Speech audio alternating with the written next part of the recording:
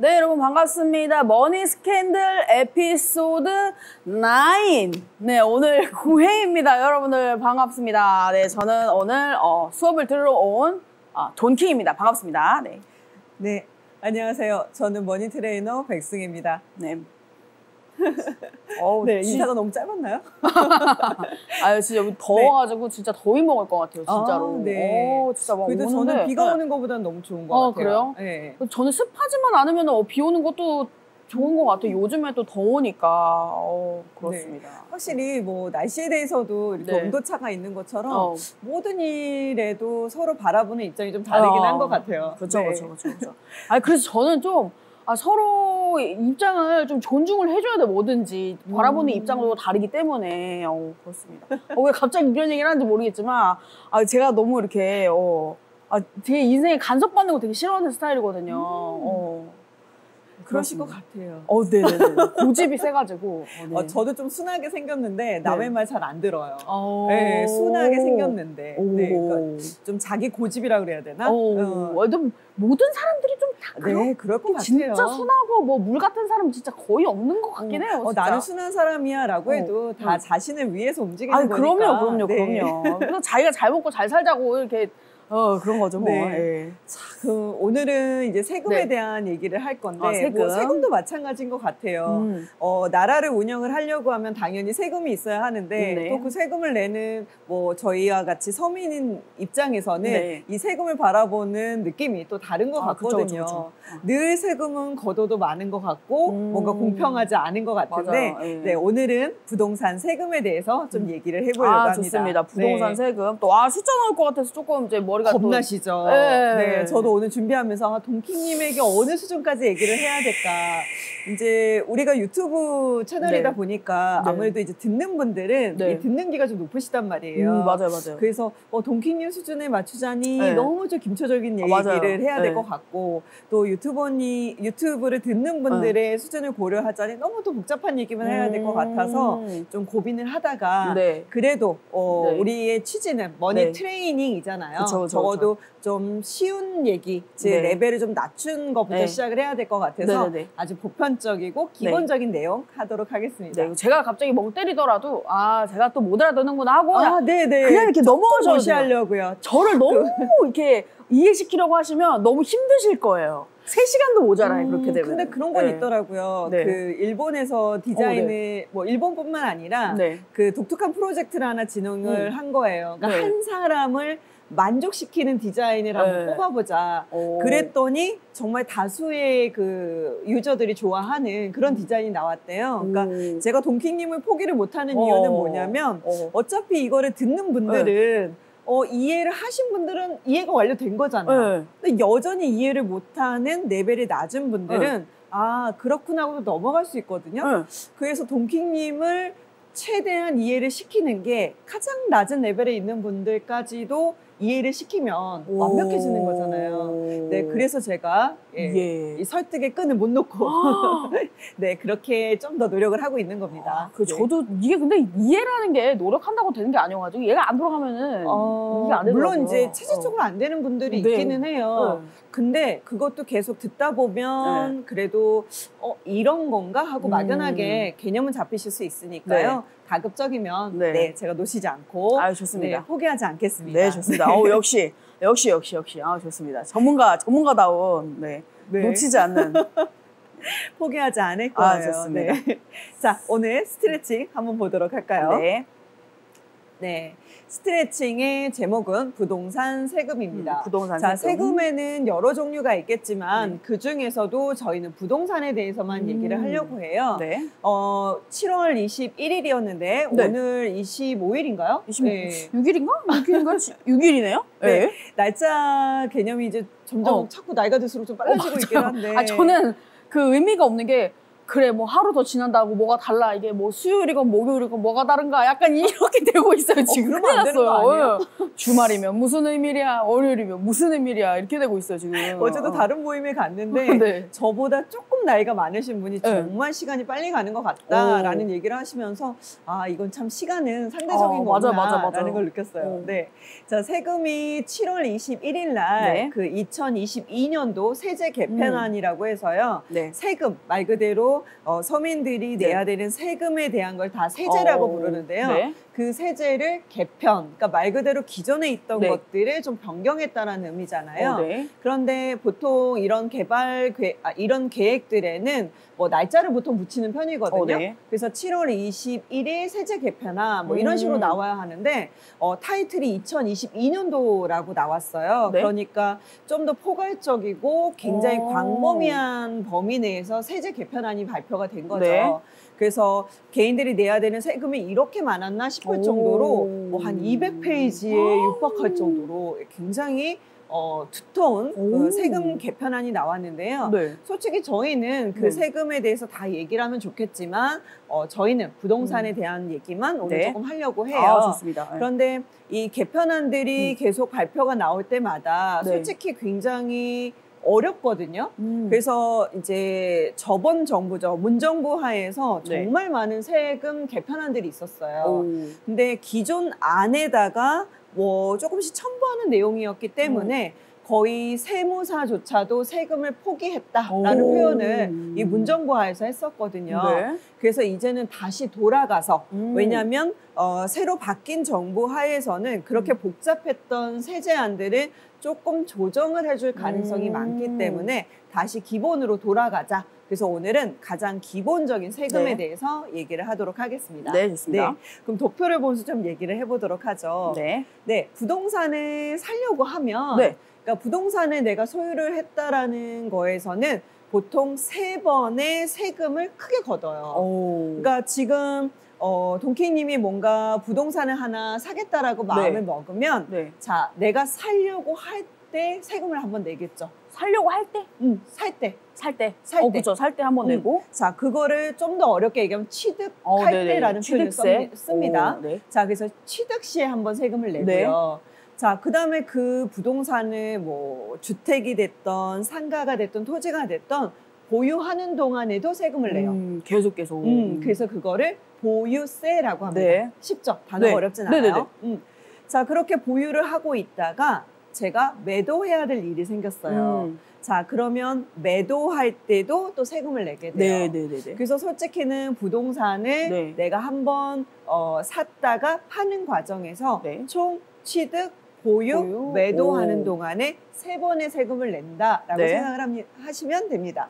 자, 그래서 제가 여기에 그 3개의 상황에 맞춰서 어떤 세금을 내는지 기본적인 내용을 좀 해보려고 해요. 자, 첫 번째는 취득할 때 세금이겠죠. 자, 그래서 취득할 때는 취득세라는 표현을 쓰고요. 일반 과세, 즉 주택의 가격에 따라 우리는 먼저 저 위에 직그림이 그려져 있잖아요. 그래서 오늘은 주택에 대해서만 하도록 하겠습니다. 왜냐하면 뭐 그 토지 혹은 상가 이렇게 가면 좀 많이 복잡해지실 거거든요. 많이 다르군요. 세율이 조금 좀 달라요. 근데 기본적으로 주택에 대한 거를 기본 베이스로 깔고 상가하고 토지에 대해서 그 범위 안에서 녹여서 좀 얘기를 해보려고 합니다. 좋습니다. 그래서 취득세는 기본적으로 일반 세율인데 가장 저렴한 주택은 1.1%의 세금을 내요. 자, 그러면 만약에 동키님이 6천만 원 정도 되는 작은 주택을 하나 사셨어요. 뭐 보통 이 정도가 되려면 아마 경기도 권역의 빌라 정도가 되지 않을까 싶어요. 자, 빌라를 계산하기 그럼 편하게 1억 주고 사셨어요. 자, 그때 내는 세금이 바로 취득세인 거고요. 가장 저렴한 비용은 1.1%의 세금을 내는 거예요. 자, 그러면 얼마의 세금을 내야 되는 거죠? 취득세. 취득세. 그러면은 뭐 100만 원인가? 1000만 원인가요? 1.1%니까. 110만 원. 자, 110만 원을 세금으로 내게 되는 거예요. 저 지금 저거 보자마자 나한테 저거 시킬 텐데? 그래서 갑자기 머릿속에서 계산기가 사라졌어요, 지금. 분명히 나한테 물어보실 텐데 이러면서. 1.1%니까 110만 원의 세금을 취득할 때 내는 거예요. 네. 그래서 내가 최저예요, 저기 최저. 네, 가장 최저. 금액이 가장 낮은 애부터고요. 자, 그러면 금액이 좀 높은 애들도 있겠죠. 그리고 주택을 기준이 이제 두 가지가 있는데요. 네. 금액에 따라서도 내고요. 네. 면적에 따라서도 돼요. 그래서 아파트 같은 경우에 우리가 보통 전용 면적이라고 부르는데 네. 전에 나에게만 소유권이 있는 면적을 전용 면적이라고 했었고 네네네. 또 나에게 소유권이 간접적으로 미치는 공용 공간이 있다고 네. 말씀을 드렸었는데 네. 뭐 로비, 복도, 계단 뭐 이런 것들 네. 그리고 서비스 공간이라고 해서 테라스라든지 네. 뭐 이런 공간들을 다 합쳐서 이제 분양 면적이라고 네. 부르거든요. 네네. 그래서 그런 면적들에 따라서 또 이 취득세율이 좀 달라지기도 해요. 그래서 가장 심한 게 상가라고 보시면 돼요. 상가는 주택의 범위에서도 더 가장 센 세율을 적용을 받고요. 그게 바로 4.6%입니다. 그래서 우리가 상가는 그냥 기본적으로 가장 비싼 세율인 4.6%를 낸다라고 생각하시면 네, 돼요. 좋습니다. 네. 그런데 간혹 가다가 옛날에 있는 책이나 뭐 이제 자료들을 막 찾아보다 네. 보면 취득록세라는 표현을 많이 써요. 취득록세. 네. 제가 지금은 취득세라는 표현을 쓰잖아요. 네네네. 그러면 취득할 때 내는 세금인가 보다 말 그대로. 네. 그래서 취득세라는 개념은 알겠는데 네. 그러면 등록세는 뭘까라는 개념이 또 생기시죠. 네? 네? 자, 예전에는요 이걸 취득세라고 부르지 않고 네. 취등록세라고 불렀던 이유가 있어요. 왜냐하면 이 취득세 안에는 실제적으로는 취득세와 네. 등록세와 네. 농어촌 특별세라고 해서 네. 이 각각이 세 개가 녹아 있는 거예요. 원칙은. 그래서 이 세 개를 좀 같이 부를 수 없을까라고 해서 취득세 플러스 등록세라고 해서 취등록세라고 불렀던 거거든요. 네. 그런데 이게 너무 개념이 복잡한 거예요. 부르기도 복잡하고. 자, 그래서 어느 순간부터 이 세 개의 부분을 다 합쳐서 취득할 때 내는 세금이잖아 라는 의미에서 취득세로 바뀌었습니다. 이름만 바뀐 거고 내용은 네, 다 똑같은 거고. 실상 그 안에는 그 세 개가 다 녹아져 있는 거예요. 네. 네. 자, 그래서 그냥 취득세라고 간편하게 부르도록 네. 했다. 네. 그래서 결론적으로는 뭐 이 4.6%가 가장 센 거고요. 네. 가장 적은 금액이 1.1%야 라고만 생각하시면 돼요. 좋습니다. 그러면 이게 막 몇백억짜리 진짜 좋은 집 있잖아요. 그런 것도 4.6이고 어느 정도 좋은 것도 4.6이고 이게 있겠네요, 그러면? 네, 보통 3.6%가 주택은 최고 세율이고요. 그러니까 못해도 3% 정도를 내야 되니까 내가 100억 정도의 주택을 샀다 그러면 얼마가 되는 거죠? 100억이요? 4,600만? 그러면 3억 6천 정도의 세금을 세금음상으로만 내는 거죠. 그리고 이제 아까 상가는 좀 더 비싸다고 했잖아요. 네. 그러니까 만약에 우리가 건물을 사는 사람이 있어요. 네. 근데 우리 저번에 뭐 한 1,000억 정도 하는 건물들이 있었잖아요. 네. 자, 그럼 1,000억에서 4.6%를 하게 되면 46억이 되나요? 예? 천단이니까. 네. 네. 보통 이렇게 세율이 네. 세지게 되면 네. 이제 오늘 이제 우리가 머니 스캔들이다 보니까 네. 연예인들의 얘기를 좀 해줄 수 없을까 하고 뭐 이런 저런 거를 이제 찾아보다 네. 보니까 연예인 중에 한 분이 이제 건물을 사셨는데 네. 산 거는 예를 들어 100억에 샀어요. 그런데 한 130억 정도에 판 거예요. 네. 그러니까 100한 10 얼마 정도에 판 거예요. 네. 자, 그러면 그래도 남은 게 있지 않나 라고 했는데 그분의 입장에서는 취득세만 한 15억을 낸 거예요. 그러다 보니까 남은 게 하나도 없다라는 표현을 쓰거든요. 네. 그래서 보통 우리가 이렇게 뭐 취득했을 때 보유했을 때 세금, 양도세 네. 같은 것들을 이제 뭐라고 부르냐 그냥 경비라고 불러요. 그러니까 말 그대로 내가 부동산을 샀다가 팔았을 때 들어가는 경비를 우리는 이렇게 생각을 하는 거죠. 자, 그러다 보니까 내가 뭔가 사서 이득을 얻겠다. 네. 어떤 투자의 관점에서 놓고 보면 이렇게 간접적으로 들어가는 세금을 모두 다 경비로서 인정을 좀 해야 되는 거죠. 네. 그래서 내가 100억에 샀다가 100억을 판 게 본전이 아니라 지금처럼 들어가는 세금까지를 고려해야 되는구나 라고 생각하시면 되세요. 네, 좋습니다. 아니, 그러면은 만약에 건물을 샀으면 건물 뭐 밑에는 상가일 수도 있고 위에는 사람 사는 집일 수도 있잖아요. 맞아요. 그런 경우는 그러면은 어떻게 되는 거예요? 달라집니다. 아, 세율이 또 네, 달라집니다. 과거에는 네. 이제 그렇게 생긴 그 건물의 형태를 우리는 뭐라고 불렀느냐면 상가주택이라고 불렀어요. 상가주택. 그래서 밑에 상가가 있고 위에 주거가 있으니까 상가주택이야. 그래서 이렇게 불렀는데 다른 의미로는 근생주택이라고도 얘기를 합니다. 근데 이렇게 상가 면적이 있고 주거 면적이 있는데 이 애를 상가로 볼 거냐 주거로 볼 거냐 되게 애매하잖아요. 네? 넌 도대체 정체가 뭐야? 세금상 이렇게 봤을 때. 그래서 옛날에는 상가의 면적이 더 많으면 상가로 인정을 받았고요. 더 큰 면적으로. 주택의 면적이 더 많으면 이건 주거야 라고 했는데 예를 들자면 어느 순간부터 이 주택이 껴있는 것조차도 사람들이 이제 상가 면적이 더 많으면 상가로 본다고 했잖아요.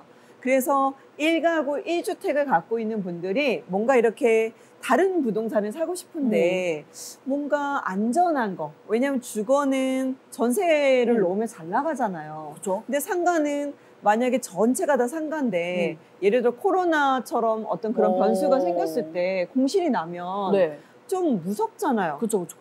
그러다 보니까 나는 상가로만 돼 있는 건물은 좀 무서운데 주택을 좀 낀 걸 사고 싶어 라고 해서 상가주택을 많이 사시게 됐고 또 상가의 면적이 많아지면 주택수에 포함이 안 되잖아요. 그렇다고 했잖아요. 자, 그러다 보니까 내가 아파트를 하나 갖고 있고 상가주택을 갖고 있어도 주택수에 포함이 안 되는 거예요. 그래서 꽤 많은 분들이 이렇게 상가주택을 매입을 하기 시작을 하셨어요. 자, 그거를 세무당국에서는 어떻게 봤을까요? 저 좀 꼼수인가? 약간 그래. 저게 주택이 있는데 뭔가 거기다 세금을 좀 부여를 하고 싶은 거죠.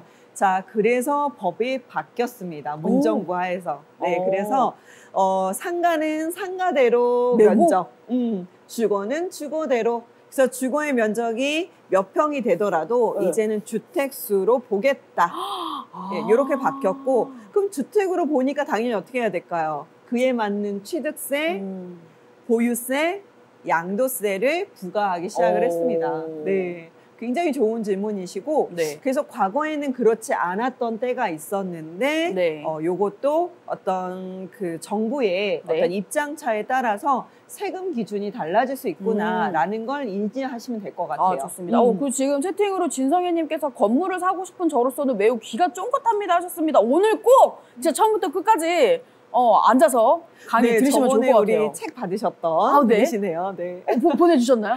네, 못 보내는데 주소를 아직 안 남겨주셨어요. 그래요? 확인 좀 해주시고 얼른 남겨주세요.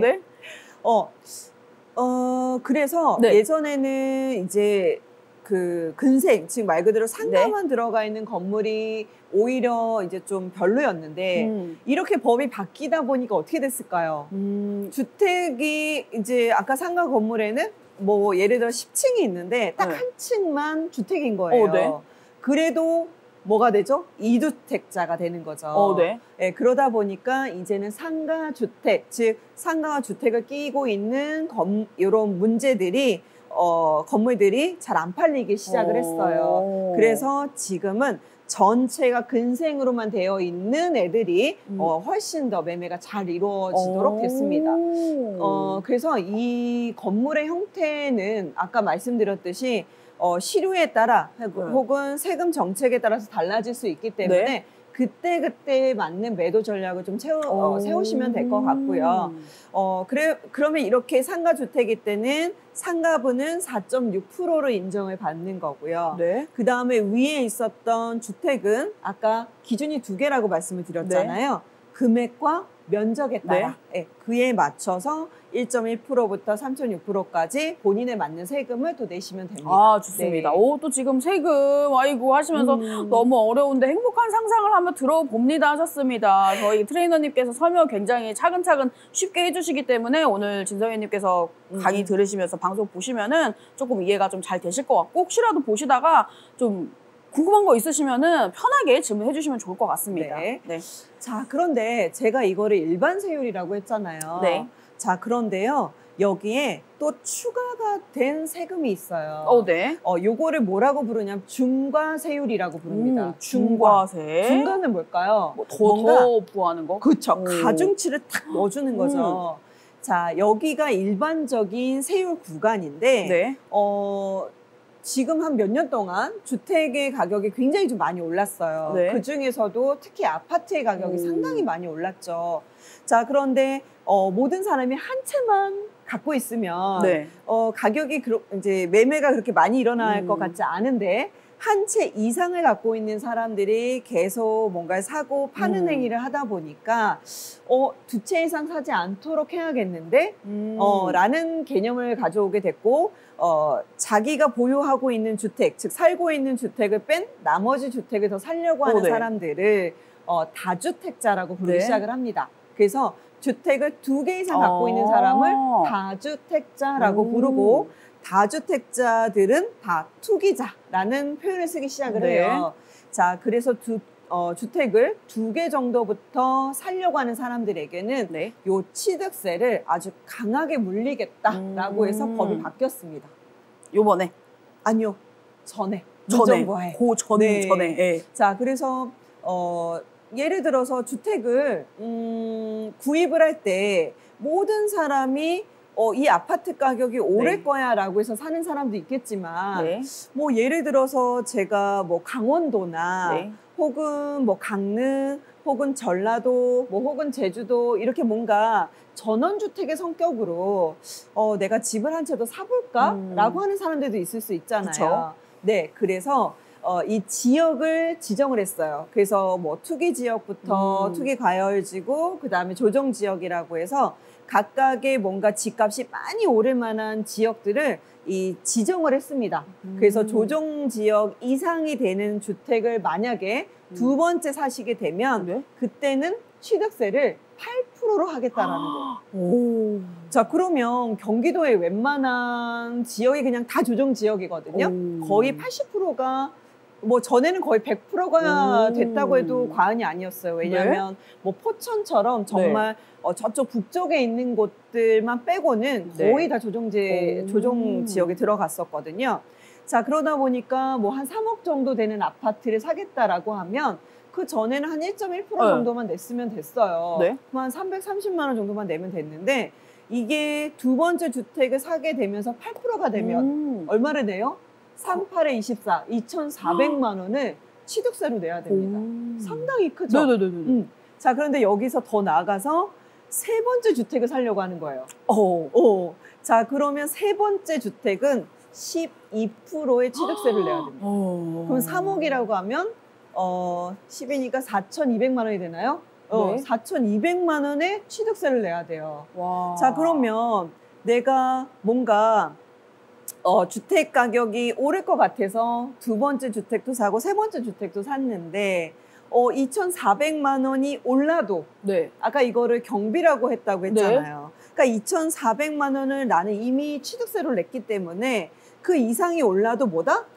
우리 전문 용어 똔또이 이꼬르 즉 올라간 금액이 하나도 없는 거예요. 자, 그래서 이렇게 취득세를 많이 중과를 시킨 이유는 가격이 올라도 취득세를 내고 나면 남는 게 없겠는데? 라고 해서 저 섣불리 사기 어렵겠죠. 자, 그래서 집을 더 이상 사지 못하도록 막아 놓은 거죠. 또 만약 그 이상이 오를 것 같아서 사더라도 정부는 어떻게 되는 거죠? 세금을 훨씬 더 많이 걷었기 때문에 세금 측면에서는 정부가 운영할 수 있는 이 폭이 훨씬 더 넓어진 거기 때문에 손해볼 게 없는 거죠. 그래서 취득세를 지금은 조정대상 지역에 사게 되시면 8%에서 11%까지 추가적으로 중과에서 내는 게 돼 있다라고 보시면 돼요. 그래서 취득세가 일반 세율을 벗어나서 이렇게 뭔가 특별하게 중과되는 부분이 하나가 더 있다라고 생각하시면 되고 이거는 그러면 없어질까요? 어떤 게요? 8%에서 12% 중과시키려고 했던 요게 없어지는 날도 있을 수 있을까요? 그럼 뭐 정부가 또 곧 바꾸는 건가요, 그러면? 언제 바꿀 수 있을까요? 집을 막 많이 사고 집값이 오를 때 만들어낸 부분인 거잖아요. 그럼 반대로 집이 잘 안 팔려요. 그리고 부동산이 뭔가 막 폭락을 하거나 뭔가 집값들의 방향이 좋지 않아요. 자, 그러면 이거 유지할 필요 있을까요? 없죠. 없겠죠. 그때는 또 뭐라고 할 거냐면 뭔가 집을 많이 사줘서 부동산 경기와 또 건설업체들이 뭐 부도가 나고 있는데 그런 것들을 좀 사줘야 되지 않을까요? 라고 해서 없애겠죠. 네. 그래서 지금처럼 이렇게 중과를 하는 건 늘 있는 게 아니라 우리가 지금 표에서 봤었던 거 있죠? 일반 세율 1.1%부터 4.6%라고 하는 거 이게 가장 기본적인 거고요. 여기에서 뭔가 부가적으로 나온 것들은 어떤 시장의 그 상황에 따라서 나오기도 하고 없어지기도 한다라고 생각하시면 돼요. 좋습니다. 그래서 뭔가 이렇게 세제가 강화가 될 때는 부동산 시장이 화랑일 때인 거고요. 그런 것들이 없어진다라고 하면 침체기라고 보시면 돼요.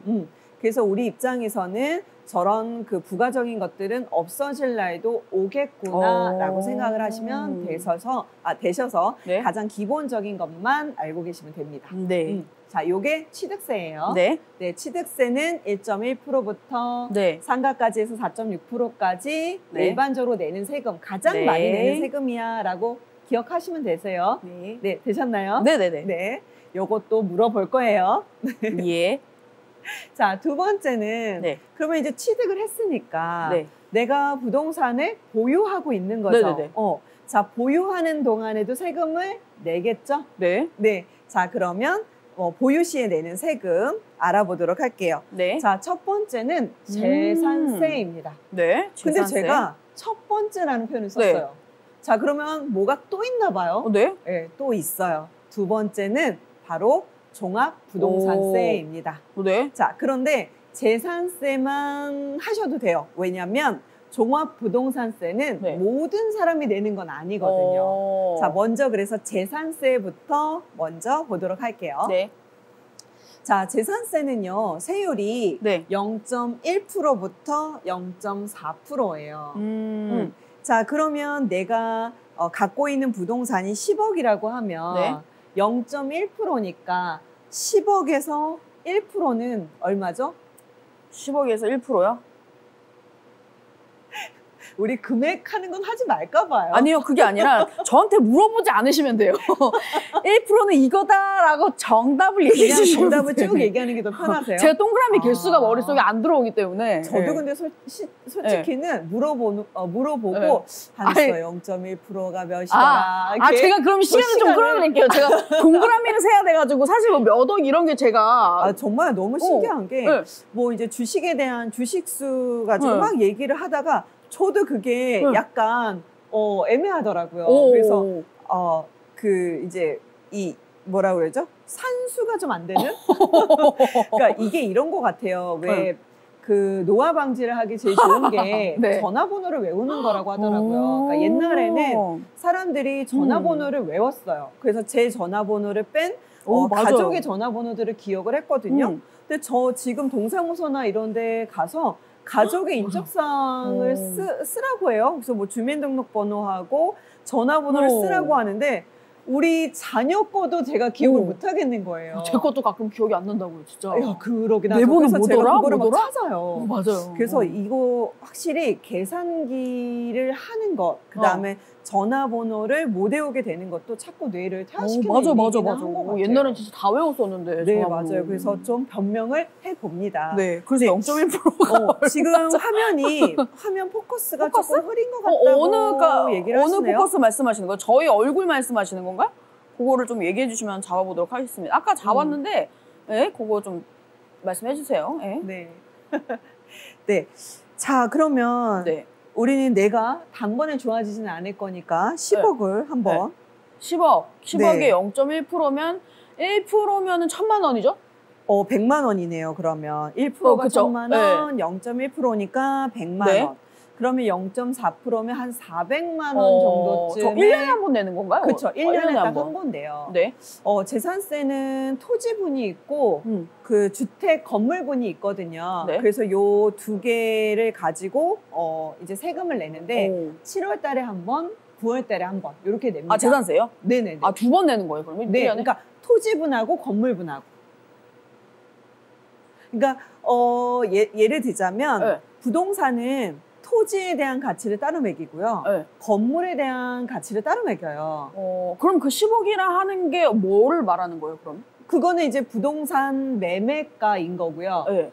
부동산 매매가하고 세금을 매기는 기준이 달라요. 네. 그래서 이제 보통 공시지가라는 표현을 네? 많이 쓰는데, 토지에 따르는 개별 공시지가가 있고, 그 다음에 이게 건물분이다 그러면 상가들은 대체로 건물 시가라고 해서 이제 건물 표준가세라고 하는 게 있고 네. 주택이면 주택 공시지가라고 따로 있어요.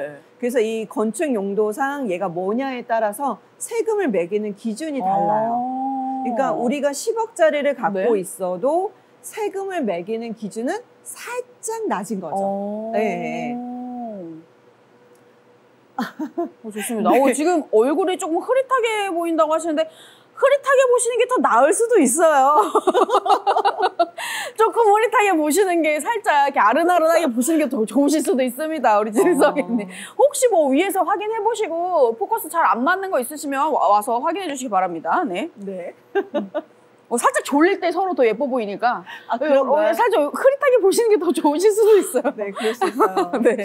저도 예전에 그 중학교 때 너무너무 짝사랑했던 네. 그 대상을 네. 제가 아이러브스쿨이라고 해서 그 어디지? 그 아이러브스쿨이라고 해서 한 20대에 한 번 다시 만났는데 전 분명히 장동건이었고 아니 저기 그 장국영. 네, 장국영이었는데 네. 다시 만나니까 조금 이제 얼굴이 그 모습이 없는 거예요. 그래서 나는 뭔가 사랑에 빠질 때 이렇게 커튼을 하나 이렇게 얇게 그쵸. 치고 보는 게 있구나라는 걸 그때 느꼈어요. 네. 네. 지금 보는 해상도는 괜찮다고 하시네요. 한번 그 해상도를 다시 한번 조정을 잘 한번 해봐주세요. 네. 감사합니다. 그래도 저희가 체킹을 한번 했네요. 조금 좀 이렇게 디테일하게 신경 써주셔서 감사해요. 이렇게 또 말씀해 주시면 또 방송 퀄리티가 또 좋아지니까 좋습니다. 네, 그래서 재산세는 뭐 100만 원에서 한 400만 원 정도밖에는 안 냈어요. 근데 이게 이 세금을 매기는 기준이 아까 공시지가라고 했잖아요. 근데 이 문정부하에서 이제 막 다들 보유세금이 너무너무 힘들어요 라고 얘기를 했던 게 뭐냐면 공시지가를 올렸어요. 그러니까 보통 이 시세하고 공시지가는 보통 한 30% 정도 차이가 난다라고 보시면 돼요. 그러니까 왜냐하면 내가 10억짜리를 10억을 기준으로 세금을 매기면 너무 크잖아요. 그러니까 살짝 낮춰서 이제 세금을 매기는 거였었는데 이 공시지가의 수준을 뭐 한 80, 90, 95 이렇게 해서 거의 100%대까지 올리겠다. 즉, 그 시세에 준할 정도로 세금을 올리겠다라고 했었거든요. 근데 그거를 지금 윤 정부 하에 와서 조금 다시 낮추고 있습니다. 그래서 과거에는 우리가 세금을 내는 기준이 좀 낮았어요. 그러면 10억을 갖고 있더라도 한 7억 정도의 공시지가니까 그에 준하는 조금 더 낮은 금액을 냈단 말이에요. 근데 이게 점점 올라가니까 세금도 마치 세율은 똑같아도 더 많이 부과되는 느낌이 있었던 거죠. 근데 재산세는 그렇게 과하지 않았는데 뭐에서 이제 많이 늘어나기 시작을 했느냐면 아까 하나 더 있다고 했잖아요. 종합 부동산세예요. 자, 표를 보시면 제가 두 개를 써놨는데요. 이제 V자처럼 체크를 하세요라고 하는 게 이제 두 개가 있는데 하나가 바로 뭐냐면 1주택이죠. 그러니까 말 그대로 주택을 한 개만 보유했을 때 그러면 여기서 주택이라고 했으니까요. 상가는 포함이 된다는 거예요? 포함이 안 된다는 건가 봐요? 오, 맞아요. 주택을 보유할 때만 이 종합부동산세를 내고 있는데요. 네. 그러면 주택일 때 한 개만 보유했을 때는요. 네.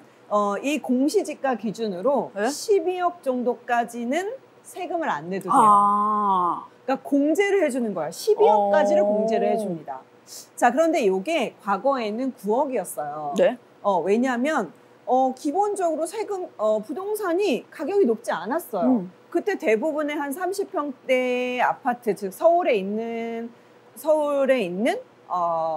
30평대 정도의 아파트가 한 9억에서 한 10억대 언저리였거든요. 자, 그러니까 그 정도를 갖고 있으면 9억까지가 공제니까 세금을 거의 낼 필요가 없습니다. 종합부동산세를 내지 않아도 돼요. 네. 그런데 갑자기 집값들이 막 오르면서 12억이 되고 막 14억이 되니까 네? 그러면 9억까지는 공제라고 했잖아요. 네. 그러면 그 공제를 뺀 나머지는 그러면 세금을 내야 되는 거잖아요. 자, 그러다 보니까 지금 만약에 내가 14억짜리 주택을 갖고 있는데 네. 공시지가가 12억인 거예요. 그러면 9억을 뺐으니까 한 3억 정도에 네? 대해서 한 2%, 막 4% 이렇게 세금을 붙으니까 정말 많은 세금을 내야 되는 거죠. 네. 그래서 최근에는 고가주택이라고 하는 기준을 좀 바꾸자. 그러니까 이게 공시지가 9억 원을 왜 공제를 해줬느냐면 9억 이상은 고가주택으로 보겠다는 거예요. 그러니까 주택에는 서민들이 네. 뭐 당연히 내가 거주할 집이 필요하니까 주택을 사는 거잖아요. 네. 그런데 그 주택을 보유하고 있는 것만으로 세금을 너무 많이 매기게 되면 네. 서민들은 집 사지 말라는 거나 마찬가지잖아요. 그쵸. 그래서 알겠어. 어쩔 수 없이 거주하기 위해서 산 주택은 내가 기본적으로 세금을 많이 걷지 않을게. 그래서 그 기준을 얼마로 정하면 좋을까라고 한 게 바로 9억이었던 거예요. 그래서 9억 이하는 비싼 주택이 아니니까 서민들이 갖고 있는 주택이니까 9억까지는 공제를 해줄게. 다만 9억이 넘는 주택은 비싼 주택이니까 네. 그래도 세금을 내가 매겨야 되겠어 라고 하는 기준이었거든요. 네. 그래서 왜 9억을 공제를 해줬느냐, 바로 그 9억 원이 고가주택의 기준이었다고 생각을 해주시면 돼요. 네. 자, 그런데 지금은 얼마로 바뀌었어요? 저 바뀐 게 이제 12억인가요? 네, 지금은 12억인 거잖아요. 네.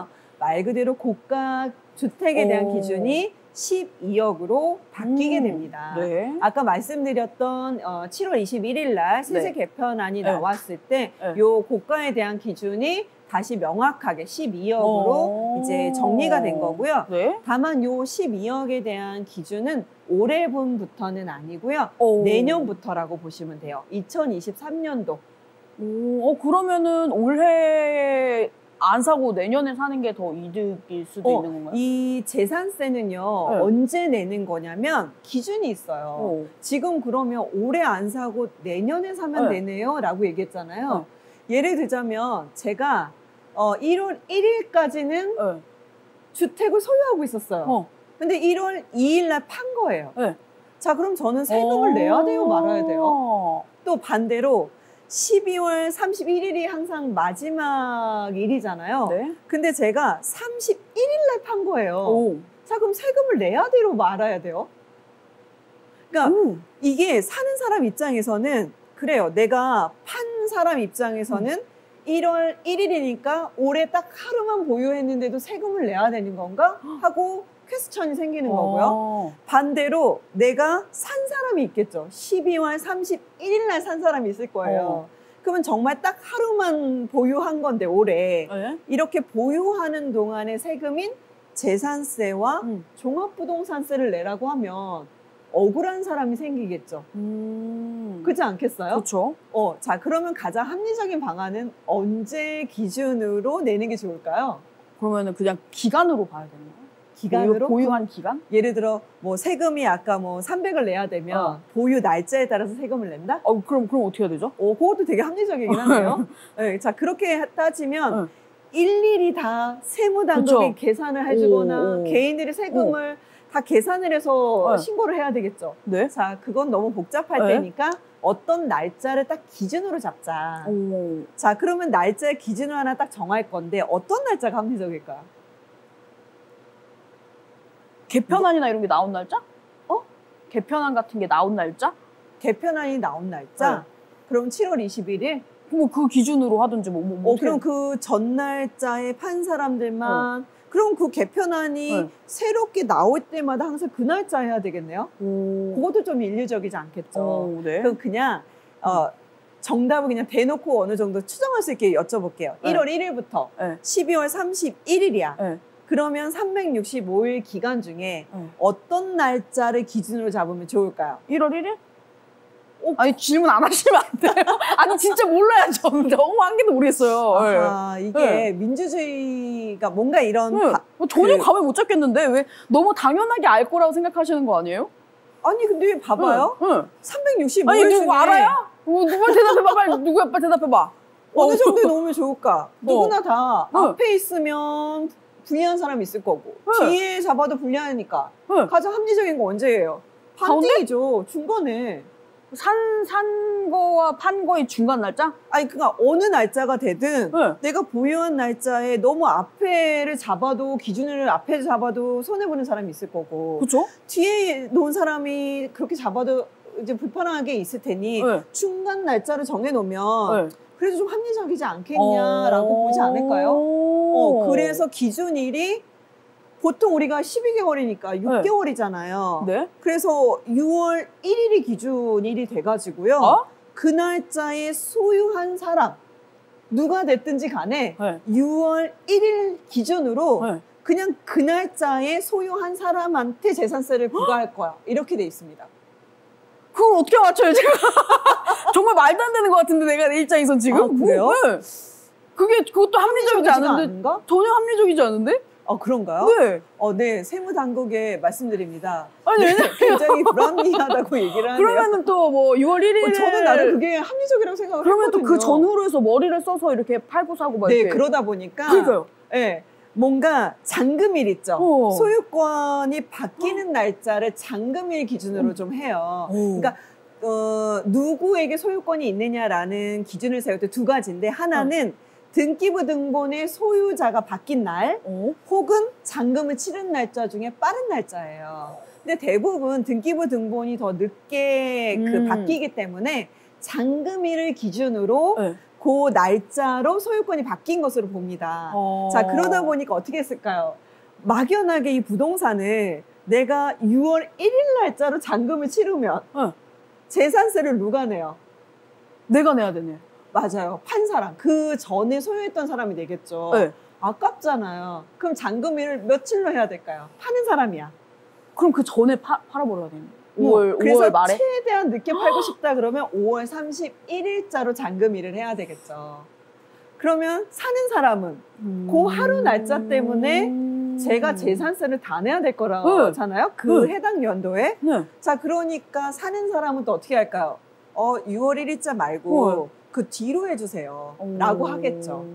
6월 2일 날 잔금일이 되도록 해주세요. 라고 하겠죠. 자, 그래서 실제로 그 날짜를 두고 6월 1일 기준을 놓고 그런데? 싸우겠는데? 예, 누구에게 그 재산세를 물지 않기 위해서 기가 팽팽하게 가요. 근데 결론은 누가 이길까요?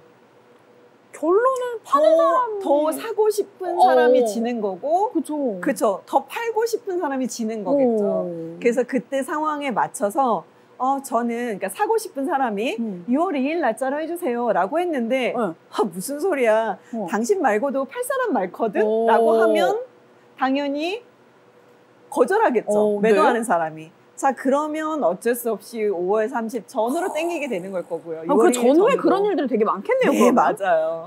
그래서 요거를 알고 계신 분들은 당연히 그 팁을 활용을 하실 거고 그걸 모르시는 분들은 그게 뭔지도 모르고 그냥 계약을 맺으세요.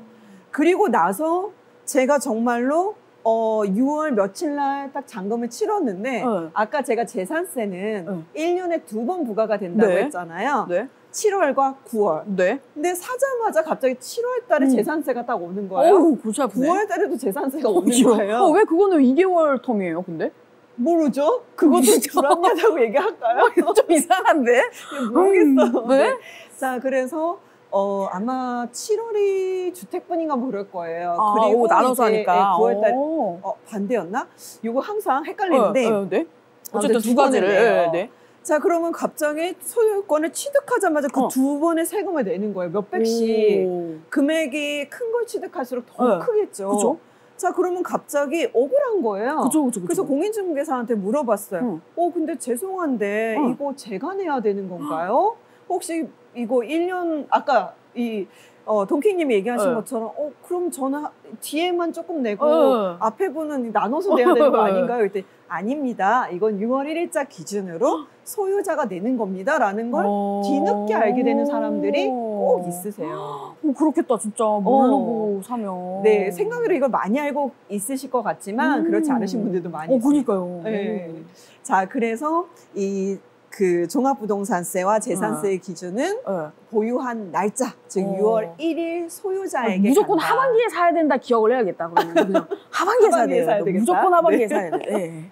네, 그래서 보통 성수기가 이제 9월 달부터 좀 시작이 되거든요. 그래서 7, 8월에 뭔가를 사시면 좀 좋기는 해요. 네. 본격적으로 상승이 일어나기 전이니까. 네. 자, 그래서 이 공시지가 기준으로 이제 하는데 아까 이제 저희가 두 개 중에 하나만 체킹을 한 거예요. 네. 다시 표를 보시면 네. 주택을 하나를 갖고 있을 때는 당연히 고가주택 말 그대로 고가 기준 이하면 내지 않겠다고 했고 그 다음에 그 이상 고가주택을 갖고 있으면 이제 많이 낸다고 했잖아요. 그게 이제 2%에서 4%인가요? 그 뭐 퍼센테이지가 아까 종부세? 네, 2에서 4? 종합부동산세? 네. 요 세율이 저 지금 조금 까먹었는데 아마 2에서 4점 몇 프로인가 했던 것 같아요. 네네네. 이제 두 번째가 뭐냐면 이렇게 주택을 하나 소유했을 때는 그 공제해주는 금액이 되게 컸잖아요. 네. 자, 그런데 주택을 2개 보유를 하면 이거는 아까 항상 뭐라고 했죠? 주택을 1개 이상 갖고 있는 사람들은 뭘로 본다? 다주택자. 다주택자로 보고 그 사람들을 뭘로 본다? 투기자로 본다고 했었죠. 너네 투자자가 아니야. 투자가 아닌 투기. 너희들은 뭔가 부동산 시장을 막 오르고 내리게 하는 투기꾼들이야 라는 표현을 쓴다고 했잖아요. 자, 그래서 그렇게 되면 세제 혜택을 덜 줄 거야 라는 거죠. 그래서 2주택을 갖고 있으면 기준이 낮아져 버립니다. 그래서 공시지가 기준으로 얼마만 밑으로 제하게 되냐면 9억 이하로 제하게 됩니다. 요것도 내년부터고요. 올해 초에 이제 내셨던 분들은 6억이었어요. 그러니까 실상은 아까 제가 10억 정도의 아파트를 하나 갖고 있고 그 다음에 상가주택 있죠. 뭐 혹은 2억짜리 빌라를 하나 갖고 있어요.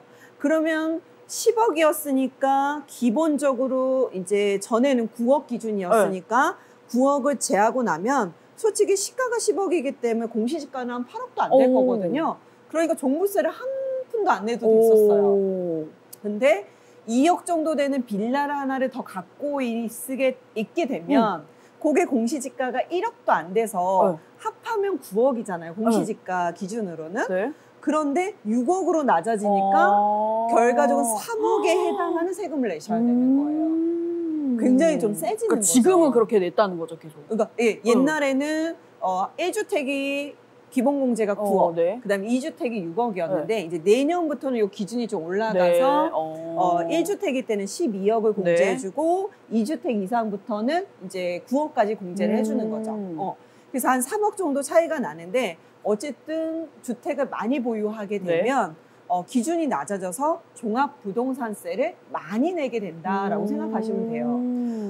그래서 지금 제 고객분 중에도요, 올해 이제 목동에 이제 아파트를 하나 갖고 계시고 상가주택을 하나를 갖고 계세요. 그런데 그 상가주택이 위에 한 2개 층이 있는 거거든요. 월세가 많이 나오는 것도 아니에요. 그런데 그렇게 2개를 보유하셨더니 종합부동산세가 5천만 원이 나오신 거예요. 5천만 원. 자, 그래서 그거를 아까 기준이 뭐라 그랬죠? 6월 1일 기준이라고 했죠. 그 종합부동산세를 줄여드리기 위해서 그 전에 이 주택을 상가로 바꿨습니다. 용도를 바꿨어요. 그래서 임차인들 다 내보내고 저희가 주택이었던 거를 상가로 바꿔서 1주택만 보유하실 수 있도록 이걸 없애버렸어요. 자, 그래서 세금이 거의 한 3천만 원 정도가 절세가 되도록 네, 그런 작업을 해드렸습니다. 그걸 그러니까 바꾸는 거는 뭐 또 돈을 내거나 많이 해야 복잡하죠. 돼요? 건축사분께 도면도 다시 떠야 되고요. 그 다음에 구청에 신고를 해야 되고, 그 다음에 주택이었던 그 내부 구조를 상가로 바꿔야 하고요. 그러니까 이 구조라는 건 난방이나 이런 게 돼 있으면 안 돼요. 보통 왜 우리 그 음식점 같은 곳에는 이렇게 난방 보일러가 깔려 있지 않잖아요. 네. 그래서 그런 것들을 다 철거를 해서 누가 봐도 상가인 것처럼 바꿔주셔야 돼요. 그래서 그런 공사 작업을 거치고 구청에서 실사가 나와서 아, 여기가 주택으로 쓰고 있지 않고 상가구나 라는 걸 확인한 후에 용도를 이제 변경을 해주십니다. 그래서 작은 비용이 드는 건 아니에요. 건축사분께도 의뢰를 해야 되고 공사 비용도 들어가기 때문에 비용은 줄지만 이건 1년마다 내는 비용이잖아요. 그러니까 이 부동산을 내가 계속 보유하고 있겠다라고 하면 1년마다 5천만 원씩을 내야 되는 건데 요번에 공사를 통해서 한 1,500 정도를 드리면 뭐 3천만 원이 절세가 되고 그러면 1,500 공사 나간 거 대비 한 1,300만 원 정도만 세금이 절약된 거라서 아, 벌려내라고 하실지 모르겠지만 이 주택을 3년 이상, 이 부동산을 3년 이상 보유하겠다라고 하면 엄청난 세금을 절세하는 거였죠. 네. 자, 그래서 실상 이 종합부동산세가 이렇게 좀 그 상가주택이나 좀 고가주택을 갖고 계신 분들 입장에서는 상당히 많은 세금을 내는구나라고 생각을 해주시면 돼요. 그런데 종합부동산세 냈어라고 하면 어떤 걸까요? 그러니까 말하자면 그 나이 드신 분이나 이제 이렇게 그 주부님들끼리 이렇게 모이신 그런 어떤 모임에 가면 일부러 이렇게 살짝 흘리시는 분들이 있어요. 아, 나 요번에 종합부동산세 내느라고 나 너무 힘들었어. 이렇게 얘기를 하시는 분이 있어요. 아니, 지금 채팅에서도 체감상 진짜 많이 나왔다고 흘리신 거예요? 그러면 무슨 얘기예요? 조금 갖고 계신 분들. 주택을 2개 갖고 있다는 거고 공시지가 기준 9억 이상의 주택을 갖고 있다는 거잖아요. 네네네. 그러면 공시지가 9억이니까 못해도 한 12억 정도의 뭔가 합산해서 그 정도의 그 자산을 갖고 있으신 거예요. 그래서 나 종합부동산세 많이 냈어. 그러면 그래도 부동산을 꽤 갖고 있는 거구나라고 보시면 됩니다. 네, 그래서 모든 직장인들의 소원이 그러니까 말 그대로 취득세도 누구나 내고 재산세도 누구나 내요. 부동산을 보유만 하면 양도세도 누구나 낼 수 있어요. 하지만 종합부동산세는 아무나 낼 수 없다. 이게 또 어찌 보면은 이게 가지고 있다는 그거니까. 네, 맞아요. 그래서 뭐 부자 증세라고도 합니다. 그러니까 그래서 부자들만 내는 세금이야라는 약간 오명 아닌 오명을 갖고 있는 게 바로 종합부동산세예요. 그렇게 말씀하시니까 저거를 많이 내세요, 여러분들.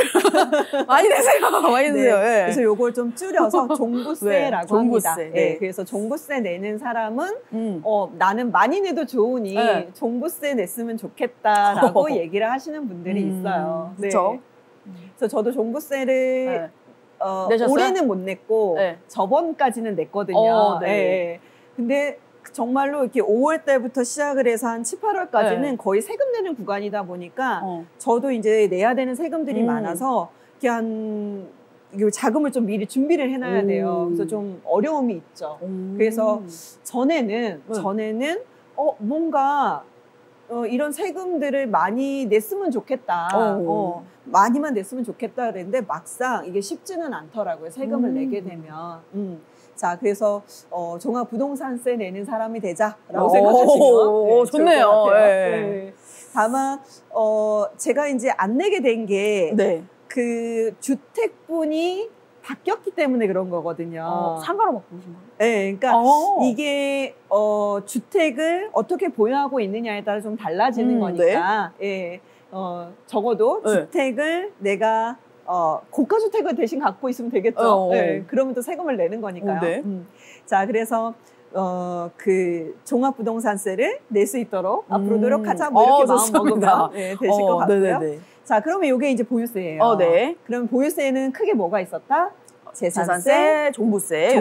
이렇게 두 개를 낸다. 네. 자, 그 다음에 이제 매도할 때는 어떤 세금을 내느냐. 말 그대로 양도세를 내게 됩니다.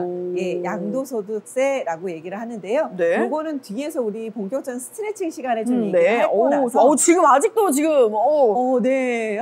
시작을 이제 한 거네요. 네, 지금 스트레칭 시간인데 가볍게 스트레칭 하자고 해놓고 지금 되게 길어지고 있어요. 땀이 뻘뻘 나는데 이거 스트레칭 정도가 아니라 이제 대신 어려운 얘기는 하나도 안 하고 있습니다. 그렇죠? 아니에요? 네, 양도소득세라고 하는데요. 네. 양도소득세는 이제 제가 여기 뭐라고 표현을 썼느냐면 구간과세라는 표현을 썼어요. 구간과세. 구간과세. 네. 자, 구간은 뭘까요? 그러니까 뭐가 이렇게 단계가 있다는 뜻이겠죠. 네. 단계별에 따라서 세금을 낸다는 뜻인데요.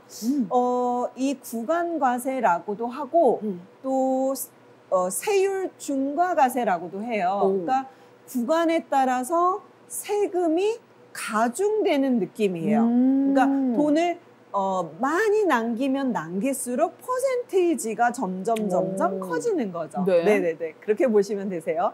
자, 그래서 구간과세라고 부르고 가장 적게 남았으면 6%만 또 돈을 많이 양도해서 많은 금액이 남았으면 45%를 내게 됩니다.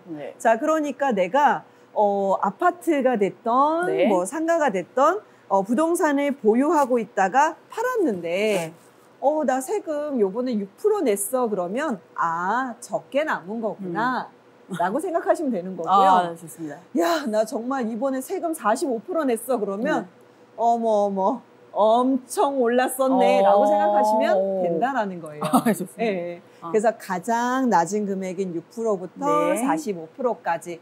그래서 이 세금이 적어도 양도세는 이게 굉장히 뭐라고 그러죠? 형평성이 있다라고 생각을 좀 해주셔도 될 것 같아요. 근데 결국은 이 모든 세금이 다 그냥 정부. 그쵸.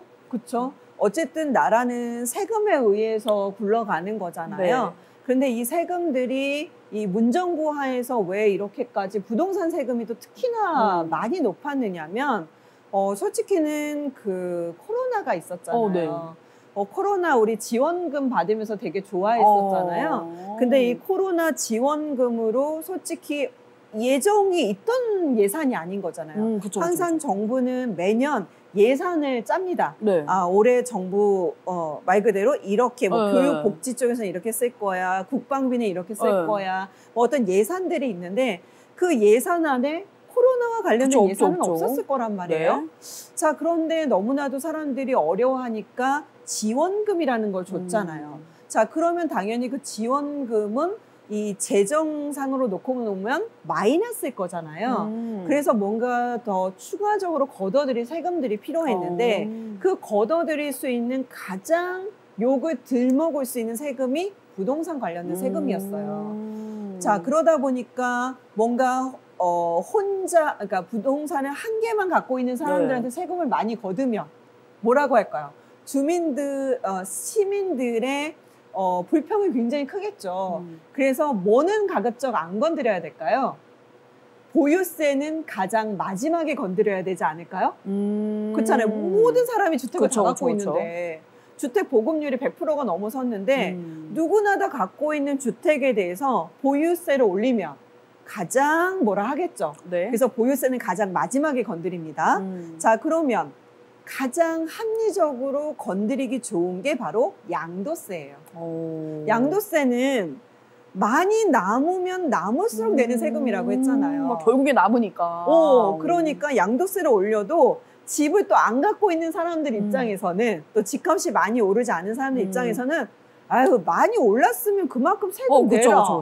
그게 뭐 잘못된 거냐? 이렇게 얘기를 할 거란 말이에요. 자, 그러다 보니까 양도세율을 먼저 올렸어요. 그리고 중과도 양도세를 먼저 건드립니다. 항상. 세금상 가장 민원이 적기 때문이에요. 자, 그 다음에 잘 안 건드리는 게 취득세인데 두 번째로 취득세를 건드렸던 거죠. 그래서 아까 8%도 가고 12%도 갔던 게 이제 바로 그런 거고요. 자, 그 다음에 절대 건드리지 말아야 될 것을 건드려 버렸어 이거 있잖아요. 네? 네. 건드리지 말아야 될 재산세까지 문정부에서 가장 마지막에 건드립니다. 그게 바로 거의 막판 정도였겠죠. 이제 5년 정도가 되는데 그 마지막에 재산세를 건드립니다. 그래서 실상은 양도세, 취득세, 마지막에 재산세까지 네. 건드려서 네. 정말 이 부동산 세금에서 굉장히 많이 거쳐가지고요. 그때 추가과세라고 하거든요. 네. 이렇게 추가로 거친 것만 한 2조인가? 2조인가가 더 추가로 거쳤다고 얘기를 해요. 네. 그래서 뭐 그 코로나 때문에 나간 거를 꽤 충당을 했다라고 얘기를 합니다. 그래서 문정부에서는 이 계산을 정말 잘했다라는 얘기들을 많이 해요. 오, 지금 또 전문가님 말씀 잘하신다고 또. 아유, 그럼요. 당연히 우리 트레이너님께서. 네네네. 네. 자, 그러다 보니 네. 결과적으로는 취득, 보유, 재산, 이 양도세는 네. 이 실효에 맞춰서 네. 정부가 어떤 그 마인드를 갖고 있느냐에 따라서 네. 달라질 수 있다. 네. 하지만 가장 기본적인 것은 네. 아까 얘기 드렸던 이 표만 기억하시면 네. 되십니다. 좋습니다. 그래서 이 좋습니다. 표만 예. 기억을 해주시면 될 것 같고요. 네. 자, 여기까지가 네. 우리가 부동산을 소유하게 되면 내야 되는 세금이었어요. 네. 네. 자, 그러면 정말 간단하게 살펴볼게요라고 했는데 이제 끝내야 될 것 같은데 왠지요. 네. 오늘 고생하셨습니다. 네. 여기까지. 제 용량은 여기까지예요. 건드리지 말아야 될 것을 건드려 버렸어 지금. 네.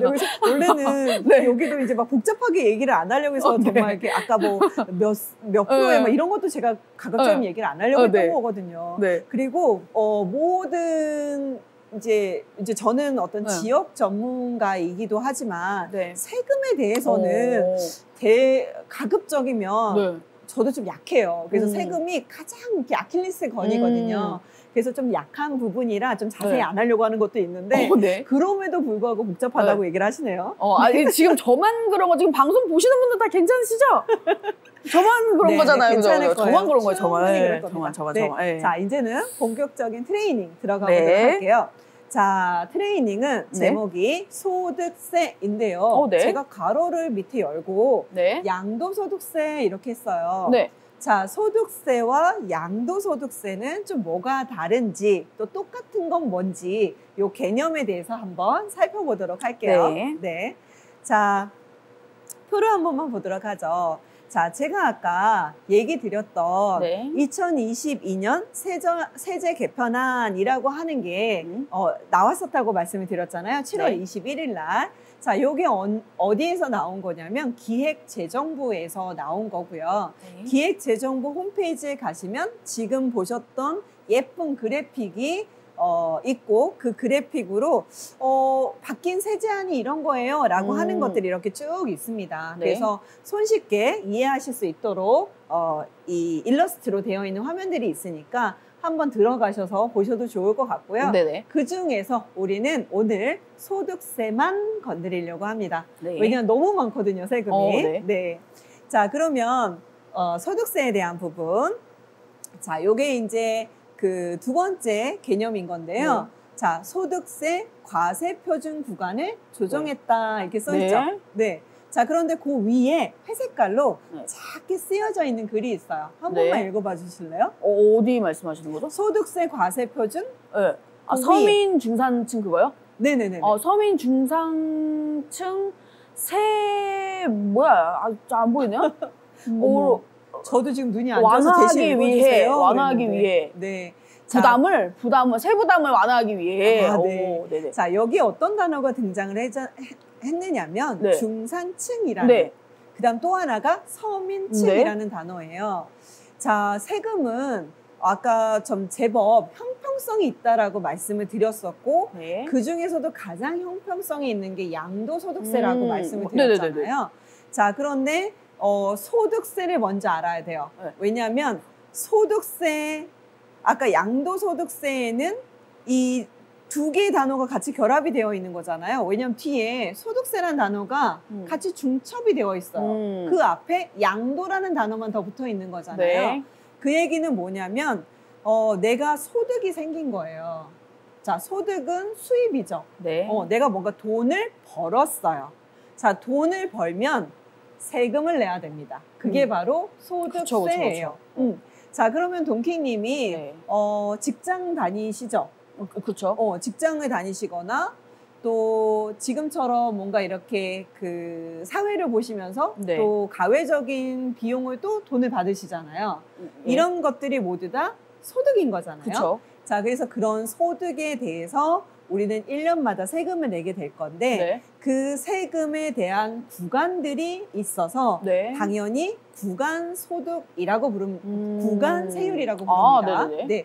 자, 그래서 제가 아까 양도소득세를 얘기를 할 때 네. 구간세율이에요. 또 가중치가 있어요 라고 네. 얘기를 드렸잖아요. 자, 그래서 이 도표를 보시면 뭔가 이렇게 칸이 나뉘어져 있죠. 네. 네, 칸이 나뉘어져 있고 거기에 금액이 쓰여 있고 네. 옆에 세율, 퍼센티지가 네. 있어요. 자, 저렇게 그 퍼센티지가 쭉 쓰여져 있는 부분이 세율인 거예요. 네. 자, 요거는 우리가 총괄적인 부분을 보여드리기 위한 표니까 네. 다음 표를 조금 더 봐서 네. 확대해서 좀 네. 보도록 하죠. 요거는 이제 세율에 대한 부분만 좀 크게 본 건데요. 네. 자, 아까 소득세, 특히 양도소득세는 6%부터 최대 몇 프로까지? 45%까지 세금을 낸다고 했어요. 네. 자, 그런데 요게 우리는 뭐라고 부른다고 했죠? 그냥 소득세라고 한다고 했잖아요. 네. 그러니까 양도소득세가 그 안에 같이 포함이 되어 있는 거예요. 네. 그래서 우리는 내가 그냥 부동산을 소유하고 있지 않아도 네. 소득이 있으면 내는 이 소득세율표가 네. 부동산을 팔 때 쓰는 양도소득세율하고 똑같이 쓰인다고 생각 보시면 돼요.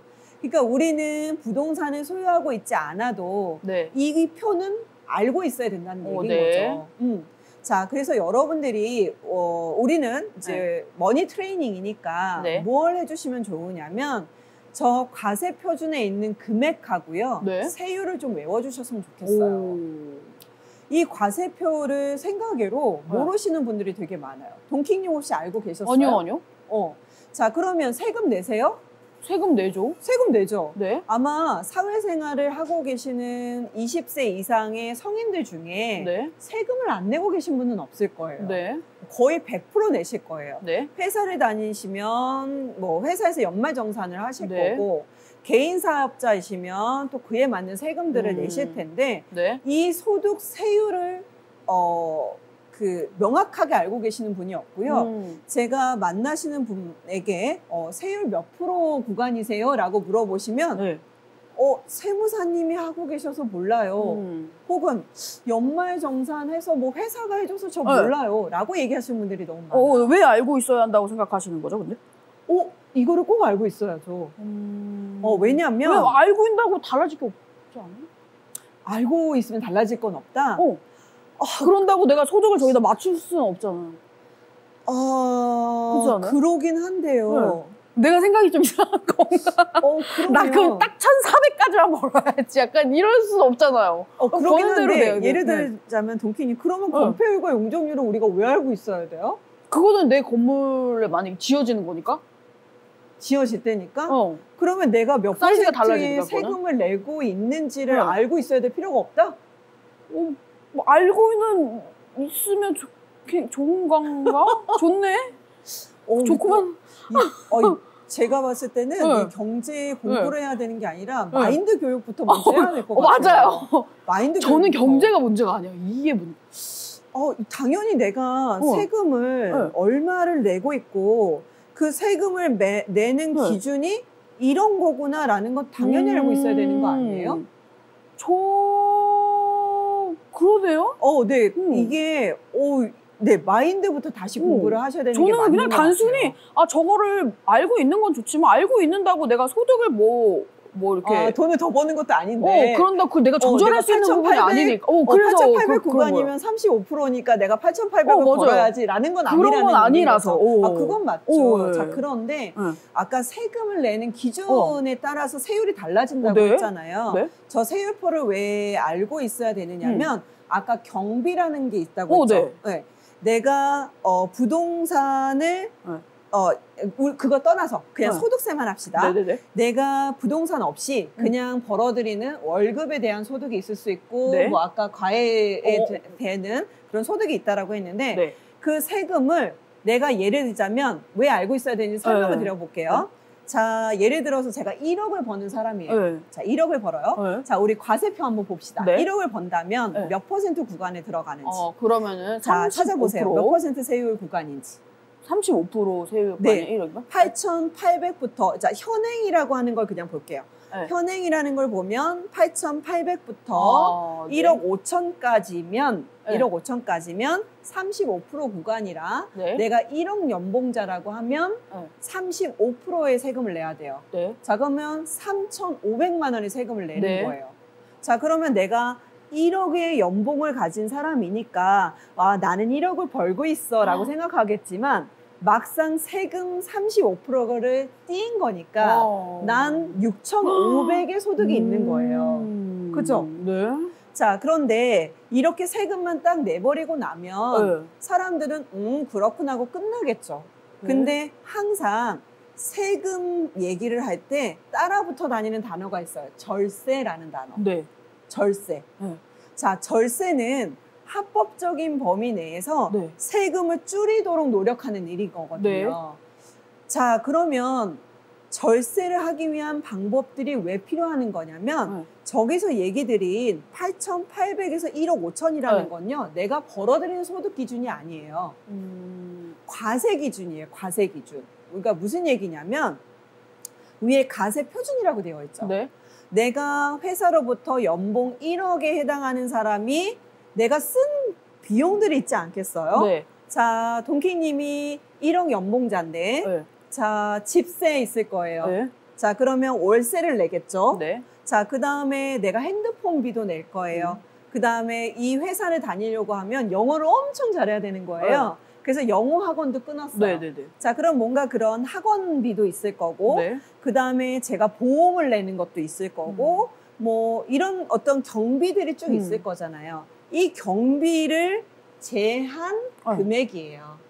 자, 그러니까 내가 1억에서 집세 제하고 뭐 제하고 이렇게 경비들을 쭉 제한 금액들이 한 3천만 원이 되더라.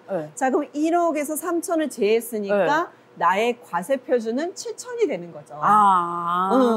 그러면 이제 7천을 다시 이 표에서 한번 찾아볼까요? 그러면은 24%. 그렇죠. 24%가 되는 거죠. 자, 그러면 내가 어느 만큼 쓰느냐에 따라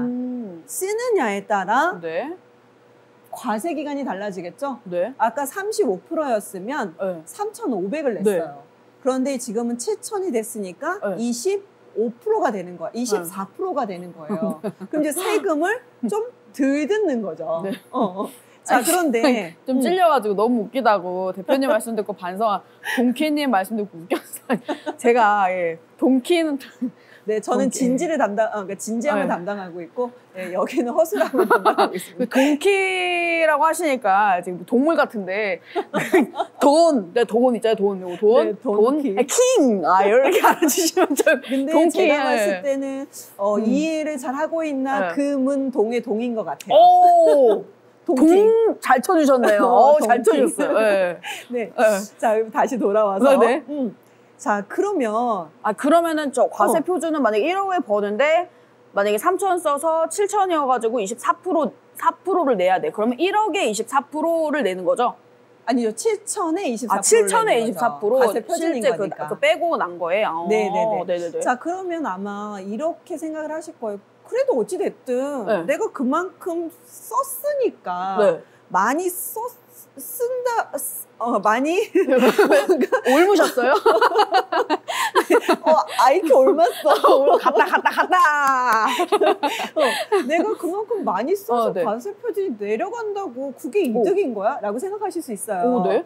자, 그런데 우리가 은행을 가면 무슨 얘기를 하냐면 연말 정산용으로 쓰시기 좋은 뭐 우상공제부터 시작을 해서 뭐 연금 그다음에 또 뭐지? 뭐 무슨 그 비과세 혜택을 받는 상품들이 있어요. 자, 그래서 얘는 뭐 월 6만 원, 월 뭐 10만 원 한 번에 1년에서 한 300에서 600만 원까지 비과세 혜택이 되세요 라는 얘기들을 하는 경우가 있어요. 그러면 내가 당연히 저축성으로 쓴 돈이지만 마치 경비로 인정을 해주는 거죠. 그래서 직장인들이 그렇게 뭐 연금 혹은 뭐 적금 같은 것들을 이렇게 들으시는 게 있어요. 그래서 금액이 아주 크지는 않지만 몇백만 원씩 이렇게 그 경비 처리를 해주는 것들이 있거든요. 자, 그래서 직장인들에게는 그런 비용들을 자꾸 과세 구간을 낮추려고 노력을 하시는 것들이 있는 거죠.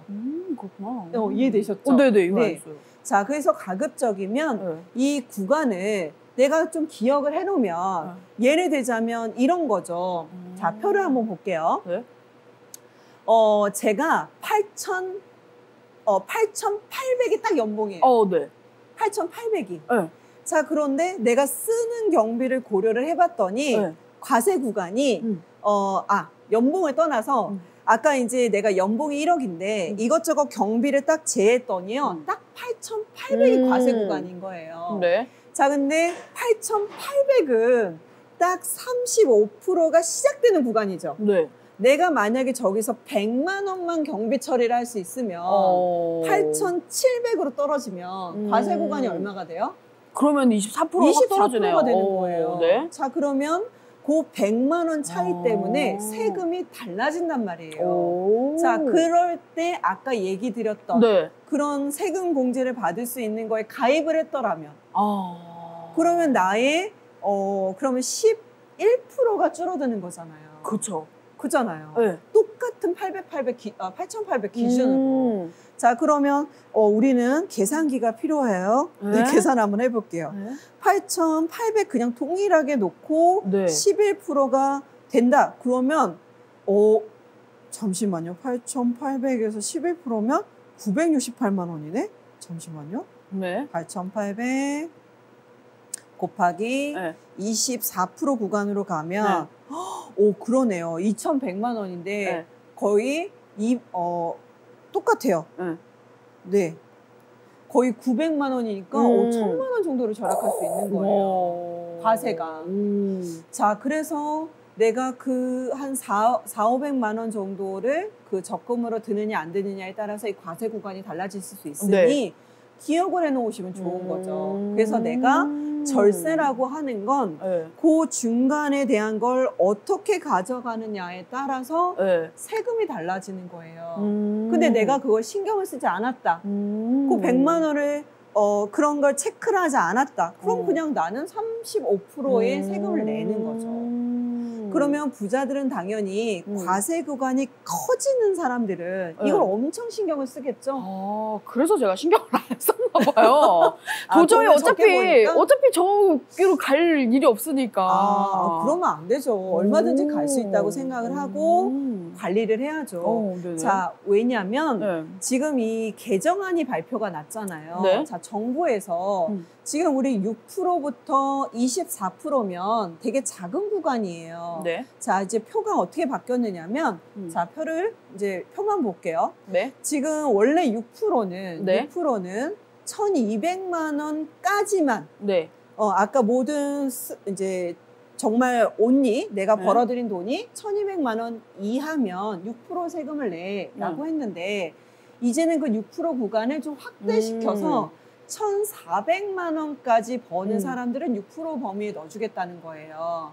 자, 그러면 얼마만큼의 세금 혜택이 있는 거냐면 그 200만 원 차이가 뭐 얼마나 클까요? 라고 하셨겠지만 기존에 1,400만 원을 냈던 사람은 원래 6% 구간이 아니라 몇 프로 구간인 거예요?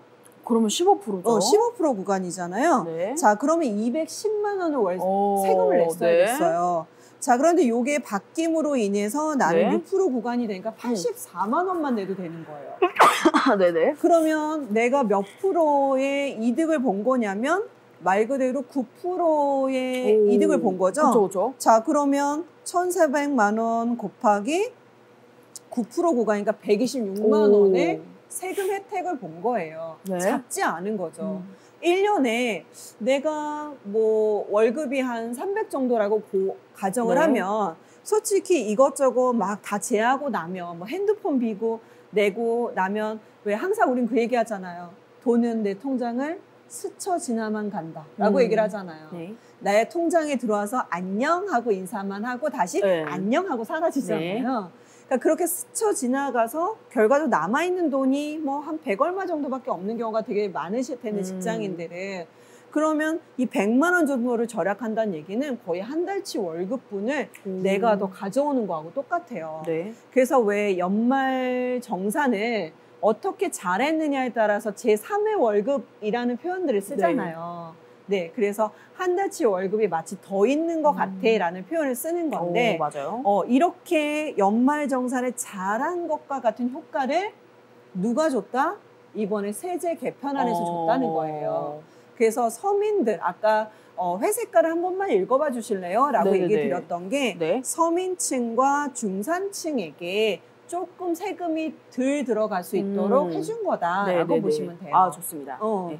자, 그래서 1,400에서 5,000인데 그러면 네. 아까 1,200에서 1,400 구간에 있는 사람들에게 도움을 좀 준 거고요. 네. 자, 이번에 두 번째는 어떤 구간에 있는 사람들에게 도움을 준 거예요? 4,600에서 5,000만 원으로 바뀌었으니까 4,600만 원에 있던 사람에서 5,000만 원에 있었던 사람들이 혜택을 본 거죠. 역시나 24%에서 15%니까 9% 정도가 다시 또 이득을 네. 본 거예요. 그러면 아까 이번에는 5,000만 원 정도 네. 연봉이 이제 남으신 분 입장에서는 네. 9%가 된 거니까 네, 450만 원 정도가 절세가 된 거죠. 네. 자, 그러면 정부 입장에서는 아까 왜 주택이 공시지가 기준으로 12억 이상을 고가주택으로 보겠다고 네. 했잖아요.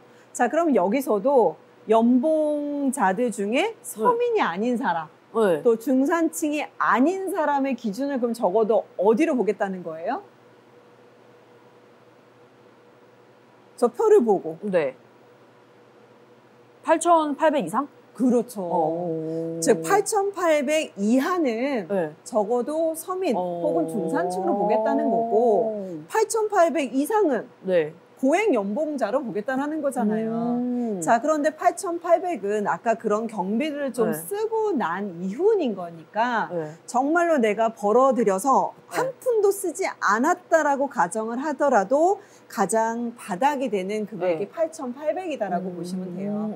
그래서 내가 나름 그래도 고액 연봉자이냐 네. 아니냐를 판별을 할 때 네. 8,800 이상이야 라고 하면 그래도 고액 연봉자야 라고 생각을 하시면 됩니다. 네. 다만 8,800을 버신 분들 입장에서는 네. 아니에요. 세금 떼고 뭐 하고 나면 저 아무것도 남는 것도 없어요 라고 얘기를 하시지만 네, 그거보다 훨씬 낮으신 분들은 네. 더 남는 게 없다는 거 맞아요, 네, 맞아요. 기억해 주시면서 네. 적어도 정부에서 네. 바라봤을 때는 8,000 이상은 네. 적어도 고액 연봉자로 보고 있구나. 그리고 그 이하를 서민과 중산층으로서 네. 요번에 뭔가 세제 혜택을 그래도 9% 이상씩 네. 돌려줘서 네. 거의 한 달치 월급분에 준하는 세금을 돌려준 거나 마찬가지구나 이렇게 보시면 좋을 것 같습니다. 네. 자, 그래서 솔직히 네. 요번에 세제 개편안은 네. 엄청난 건 없었어요. 그러니까 뭔가 그 문정부처럼 네. 막 야 이렇게까지 막 중과를 시켰다고 뭐 이런 거는 없었습니다. 네. 근데 정말 좀 잘하고 있는 건 이런 것 같아요. 그러니까 오히려 그러니까 돈이 있는 사람과 없는 사람들을 잘 구분을 짓고 또 그 서민층이나 중산층이 좀 도움이 될 만한 것들을 좀 많이 건드렸어요. 그래서 평가가 에이 뭐 대단한 게 없네 라는 평가를 받긴 하지만 오히려 그렇기 때문에 더 잘 만든 법 혹은 개편안이 아닌가라고 저는 생각을 합니다. 그럼 네. 그 개편안 같은 경우에는 뭐 이렇게 1년 내내 그런 게 없을 수도 있는 거예요? 그냥 몇 년 내내? 그러니까 개편안 지금 7월 달에 나왔잖아요. 7월 21일 날 나왔잖아요. 그러면 그게 뭐 매년 그렇게 개편안이 나오는 거예요? 아니면은 뭐 아니에요. 그냥 그러니까 이게 법령이 몇 년 안에 바뀔 수도 있고 아예 안 건드릴 수도 있고 안 나올 수도 있는 거고 그래요. 이 상태에서도 언제까지 여기 갈지 모르는 다음 거네요. 정부 때에 나는 저게 되게 불합리하다고 생각해. 그리고 또 그 법을 바꿨을 때 정부가 그냥 함부로 바꾸지 않아요. 당연히 정부는 지지율, 말 그대로 내가 지지율을 잘 받고 있어야지만 되잖아요. 그러니까 모든 그 국민 국민 정부의 그 뭐죠? 국민의힘 국민으로부터 나오고 뭐 그거 있잖아요. 국민의한 뭐고요? 자, 당연히 국민으로부터 지지가 나와야 되고 그게 힘이 되기 때문에 뭔가 사람들이 원할 때 법을 바꿔주는 거거든요. 안 그러면 당연히 저항이 있을 거예요. 자, 그런데 당연히 그런 게 없을 거기 때문에 안 바꾸는 거지 않겠어요? 자, 그런데 정말 사람들이 원함에도 불구하고 제때 법이 나오지 않을 때도 많이 있죠. 네. 근데 요번에는 그래도 좀 나쁘지 않은 세제 개편은 아니었다라고 저는 좀 생각을 합니다. 좋아요. 그래서 요 과세 구간을 꼭 외워주셔야 되는 건 이게 아까 말씀드렸듯이 양도소득세하고 똑같습니다. 구간이. 그러니까 부동산을 내가 팔았는데 2억에 샀어요. 그런데 그게 3억이 된 거예요. 그러면 3억에 팔았는데 2억에 샀으니까 얼마예요? 1억이 남은 거죠. 그런데 1억에서 이 과세 표준이 아니라 거기에 들어간 거, 취득세, 공인중개사 비용, 법무사 비용 이런 것들을 제해요. 그래서 그걸 다 제했더니 뭐 딱 8천 정도가 남은 거예요. 그러면 8천이면 몇 퍼센트 구간인 거예요? 8천이면 24%? 네, 맞아요. 24%의 세금을 내시면 되는 거예요. 그럼 그거는 그냥 양도세 낼 때 딱 한 번 내고 마는 거예요? 이거는? 네, 맞아요. 딱 한 번 냅니다. 네. 다만 이제 좀 그 제하는 것들이 다른 거죠. 아까 소득세는 소득세에서도 당연히 내가 경비로 처리될 수 있는 것들이 다 달랐잖아요. 그것처럼 부동산에서도 경비를 인정해 주는 게 좀 다르고 그 다음에 또 하나는 주택일 때 내가 뭔가 오랫동안 사신 분들에게는 장기 보유 특별공제라는 게 있어요. 내가 그냥 집을 하나 사셔갖고요. 한 20년 동안 살았어요. 그리고 아이들 다 뭐 결혼해서 출가시키고 이제 전원주택 가서 살아볼까 하고 이제 집을 팔려고 하는데 그때 살았을 때 당시가 2억 원에 샀는데 지금 20억인 거예요. 자, 그러면 양도 차이만 18억. 그리고 경비를 제해도 17억. 자, 그러면 과세 구간이 어떻게 될까요? 10억 이상 45%인 거예요. 자, 그러면 그냥 간단하게 16억이라고만 해도 8억에 거의 준하는 금액을 세금으로 내야 돼요. 억울하잖아요. 그쵸, 나는 그쵸? 그냥 정말 투기라는 것도 모르고 20년 평생 이 집만 살다가 팔은 건데 너무 과하지 않냐. 자, 그래서 장기 보유 특별공제라는 걸 줘서 1년마다 부과되는 이 퍼센티지가 있고 또 거주한 기간까지를 대해서 최근에는 최대 30%까지 공제를 해줘요. 그러면 아까 45%지만 이걸 공제를 받으면 세금을 좀 덜 내셔도 되는 거죠. 그래서 물론 이건 주택일 때만 들어갑니다. 상가나 이런 것도 들어가지 않아요. 그래서 그런 복잡한 부분들은 다시 뒤에서 이제 더 덧붙이시면 되는 거니까 우리가 해줘야 될 건 뭐냐면 이 과세 구간만이라도 외우자라는 거죠. 네, 그러면 이 구간을 솔직히 우리는 제가 늘 얘기하지만 우리가 학교 다닐 때 정말 쓸데없는 거 정말 많이 배우잖아요. 마그네슘은 뭐 그 원소 기호가 뭐고 막 이런 거 다 배웠잖아요.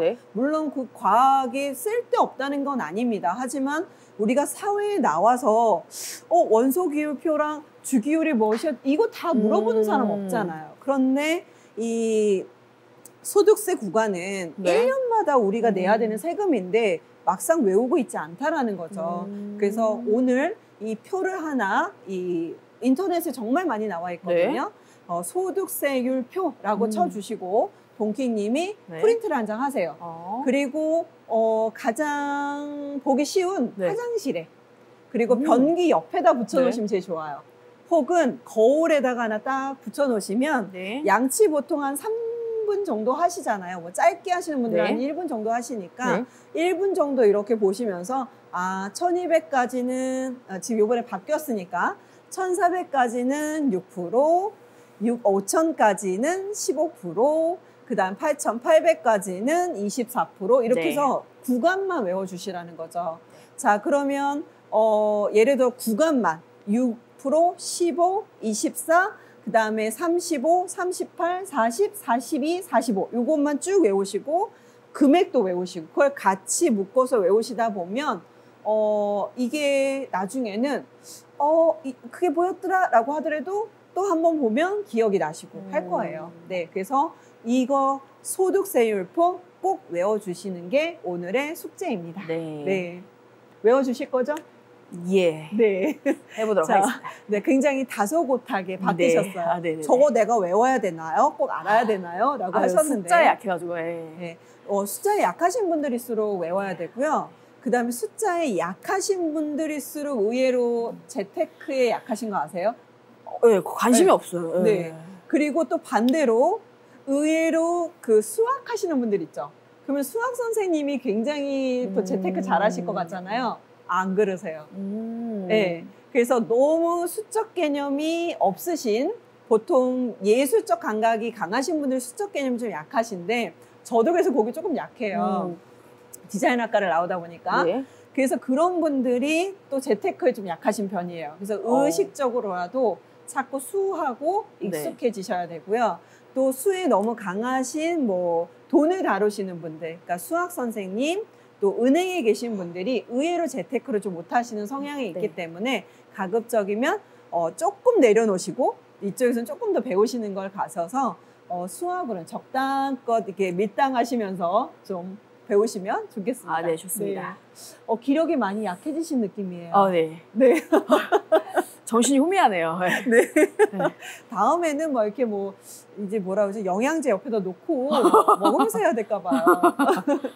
오늘 숫자가 너무 많이 지금 화면에 숫자밖에 안 나왔어요 오늘. 그런가요? 네. 그러기는 해요.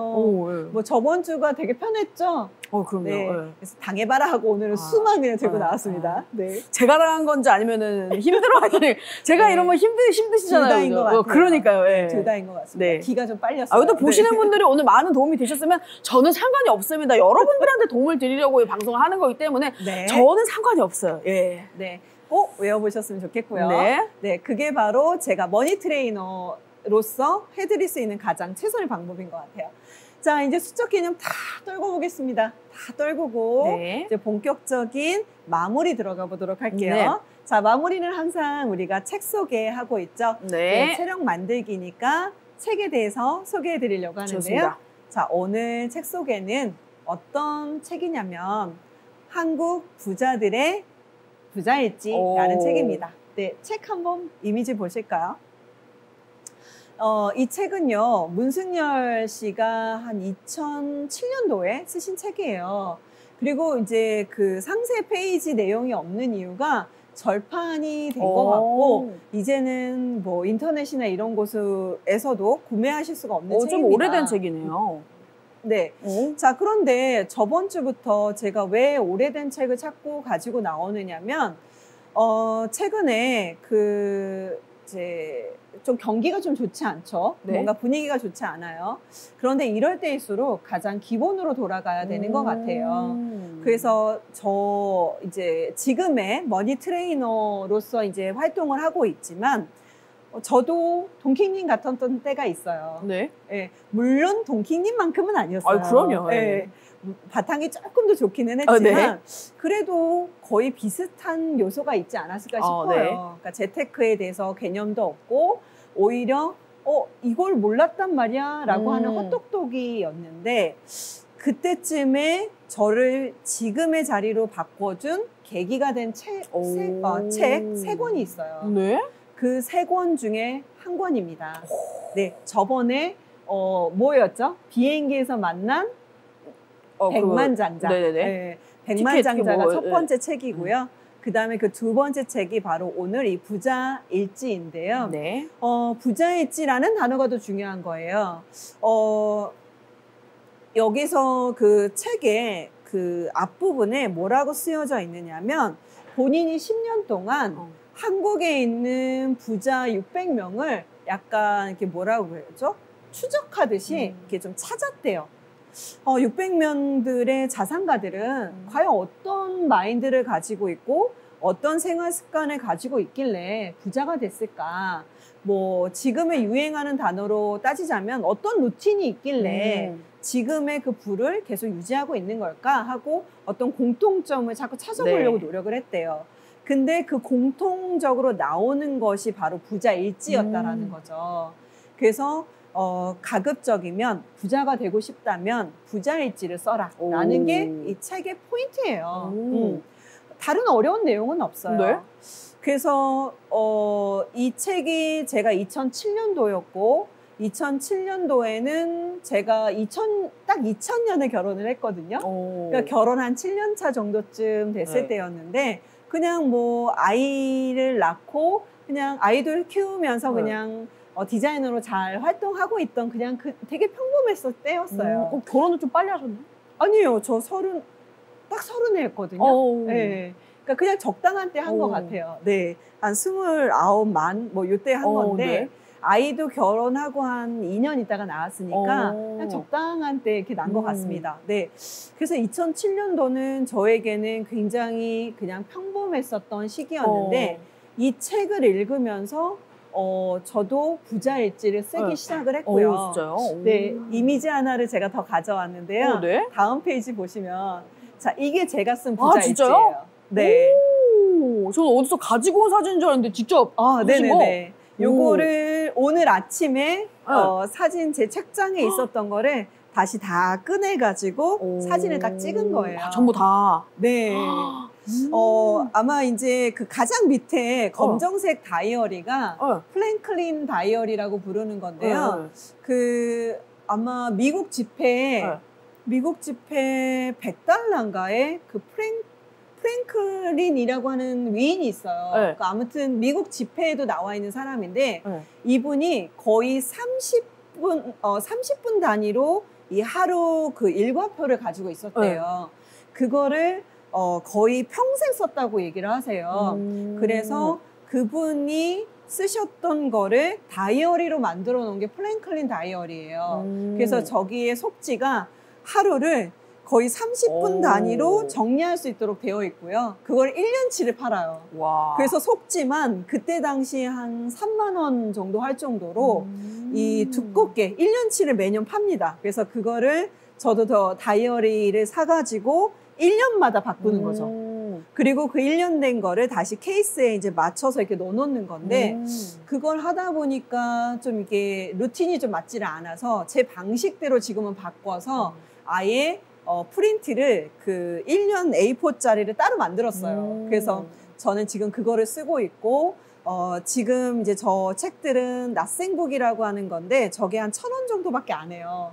근데 굉장히 안에 속지라서 많은 걸 쓸 수 있어요. 그래서 저 안에 제가 배운 것들 그날 배운 뭐 주식에 대해 배웠으면 주식, 그 다음에 부동산에 배웠으면 부동산, 그리고 내가 뭔가 깨달은 것들이 있으면 그것들을 이제 적기 시작을 한 게 저렇게 쌓여서 제가 세봤더니 23권이더라고요. 그러니까 2007년도부터 지금 2022년도니까 그러면 한 몇 년인 거죠? 15년 정도쯤 된 거잖아요. 23권이니까 그래도 적어도 1년에 한 권씩은 뭔가를 계속 적었던 것 같아요. 네. 그래서 이거를 보여드리는 이유는 뭐냐면 지금은 제가 책 4권을 이제 올해 9월 달에 출간이 하나가 더 되면 책을 4권을 쓴 저자고 또 다양한 기업체에서 강의를 하는 강사이기도 하고 또 지금은 이제 경매학원 원장이기도 하는 뭔가 이제 부동산 쪽에서는 나름 전문가라고 칭해도 되는 사람이 됐는데 그전에는 제가 헛똑똑이라고 했잖아요. 그 15년간의 결과물이 지금의 저인 것 같아요. 그러니까 조금 많은 분들이 조금 따라서 배웠으면 좋겠다. 네, 맞아요. 그리고 지금 책 제목이 부자일지를 써라가 아니고 책 제목이 지금 한국 부자들의 부자일지 이겁니다. 혹시라도 여러분들 검색해 보실 분들은 이렇게 한국 부자들의 부자일지 이렇게 검색해서 보시면 좋을 것 같아요. 어차피 뭐 책이 현재는 판매하지 않기 때문에 그냥 이 책을 쓰지 않아도 되고요. 그냥 쓰라고 그냥 본인만의 일지, 그러니까 일기하고는 좀 다른 거예요. 일기는 그냥 내가 오늘 하루 뭐가 있었지를 쓰는 게 일기인 거고요. 일지는 뭐냐면 좀 더 전문화된 내용을 그 안에다 함축적으로 쓰는 거예요. 그래서 그리고 목표도 조금 들어가 있어야 하고요. 그리고 구체적인 목표여야 되다 보니까 저도 이 책을 2007년도에 읽어서 이제 한 1, 2년마다 한 번씩 그 책을 다시 한번 펴보거든요. 그러면 그 책에 제가 읽으면서 써놨던 목표가 있었어요. 근데 너무 웃긴 거예요. 그러니까 2007년도에 3년 안에 지금의 월급보다 3배를 벌었으면 좋겠다라고 썼어요. 근데 제가 곧 다음 3년이 지난 후에 제가 날짜를 적고 3년 안에 그걸 이뤘다는 걸 썼어요. 그리고 다시 내가 10년 안에, 그러니까 이제 그 읽은 후로부터 10년 안에 내가 뭐 월세 500 정도 버는 그런 사람이 됐으면 좋겠다라고 했는데 그것도 또 이룬 거예요. 그러니까 그 책을 딱 보고 3번 제가 다 이룬 걸 보면서 이런 것 같아요. 그러니까 꼭 적는다고 해서 이룬다는 보장은 없지만 그 옛날에 그 시크릿이라고 하는 책이 하나 유행했던 적이 있는데 그 책에서도 주장을 하고 있는 게 뭐냐면 계속 자기를 암시하는 거거든요. 그러니까 너는 그렇게 될 수 있어, 될 수 있어 하고 계속 이 뇌에게 명령을 내리는 거래요. 그래서 너가 3년 안에 월세 500을 버는 사람이 될 수 있어, 될 수 있어. 그러면 명령을 받았잖아요. 그러면 뇌는 그거를 수행을 하려고 되게 노력을 한대요. 그러면 500을 벌려면 어떻게 해야 되지? 그러면 뇌는 내가 자고 있는 동안에도 500을 벌려면 부동산을 사야 되는 거잖아. 부동산을 사야 되면 잘 사야 되는 거잖아. 잘 살려면 이런 부동산을 사야 되는 거잖아 라고 계속 머릿속에서 연산을 하고 그거 언젠가는 발현이 된다라는 거죠.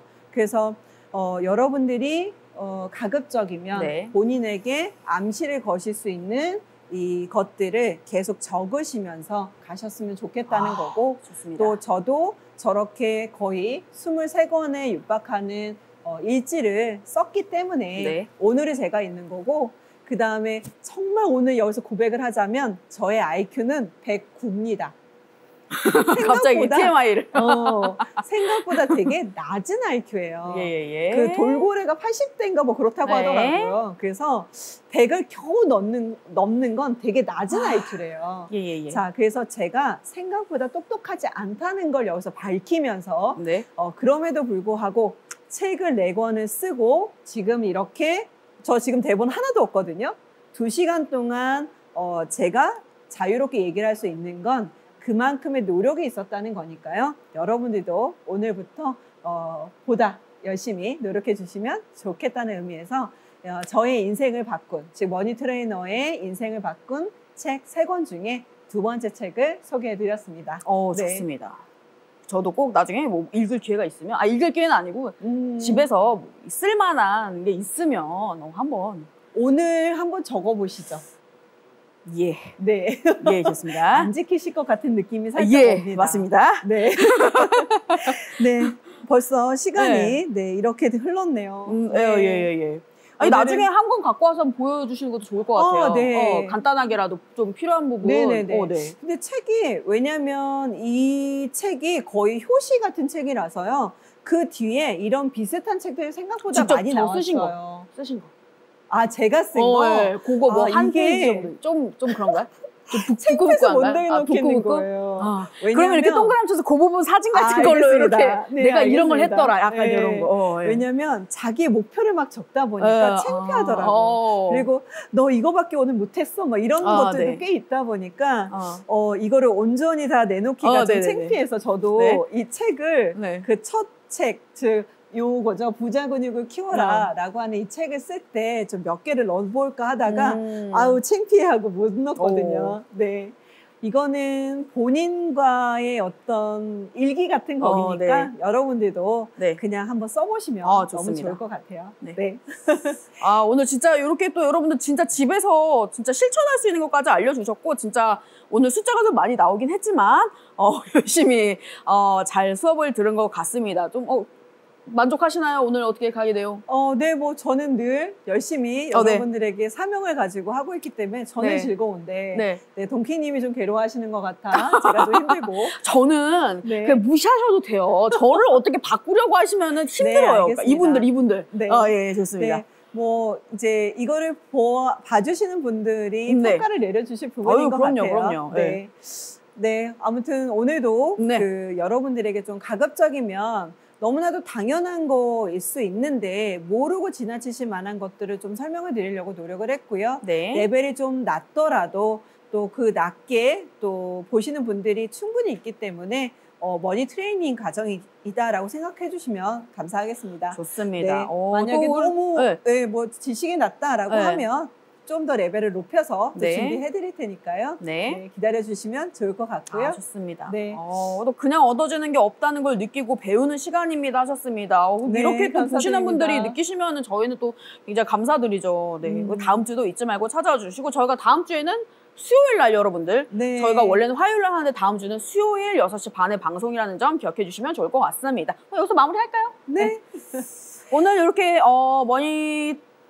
머니 스캔들 9회 여기서 마무리 짓도록 하겠습니다. 저는 지금까지 머니 트레이너 백승희였습니다. 저는 동킹이었습니다. 여러분들 감사합니다. 안녕. 안녕.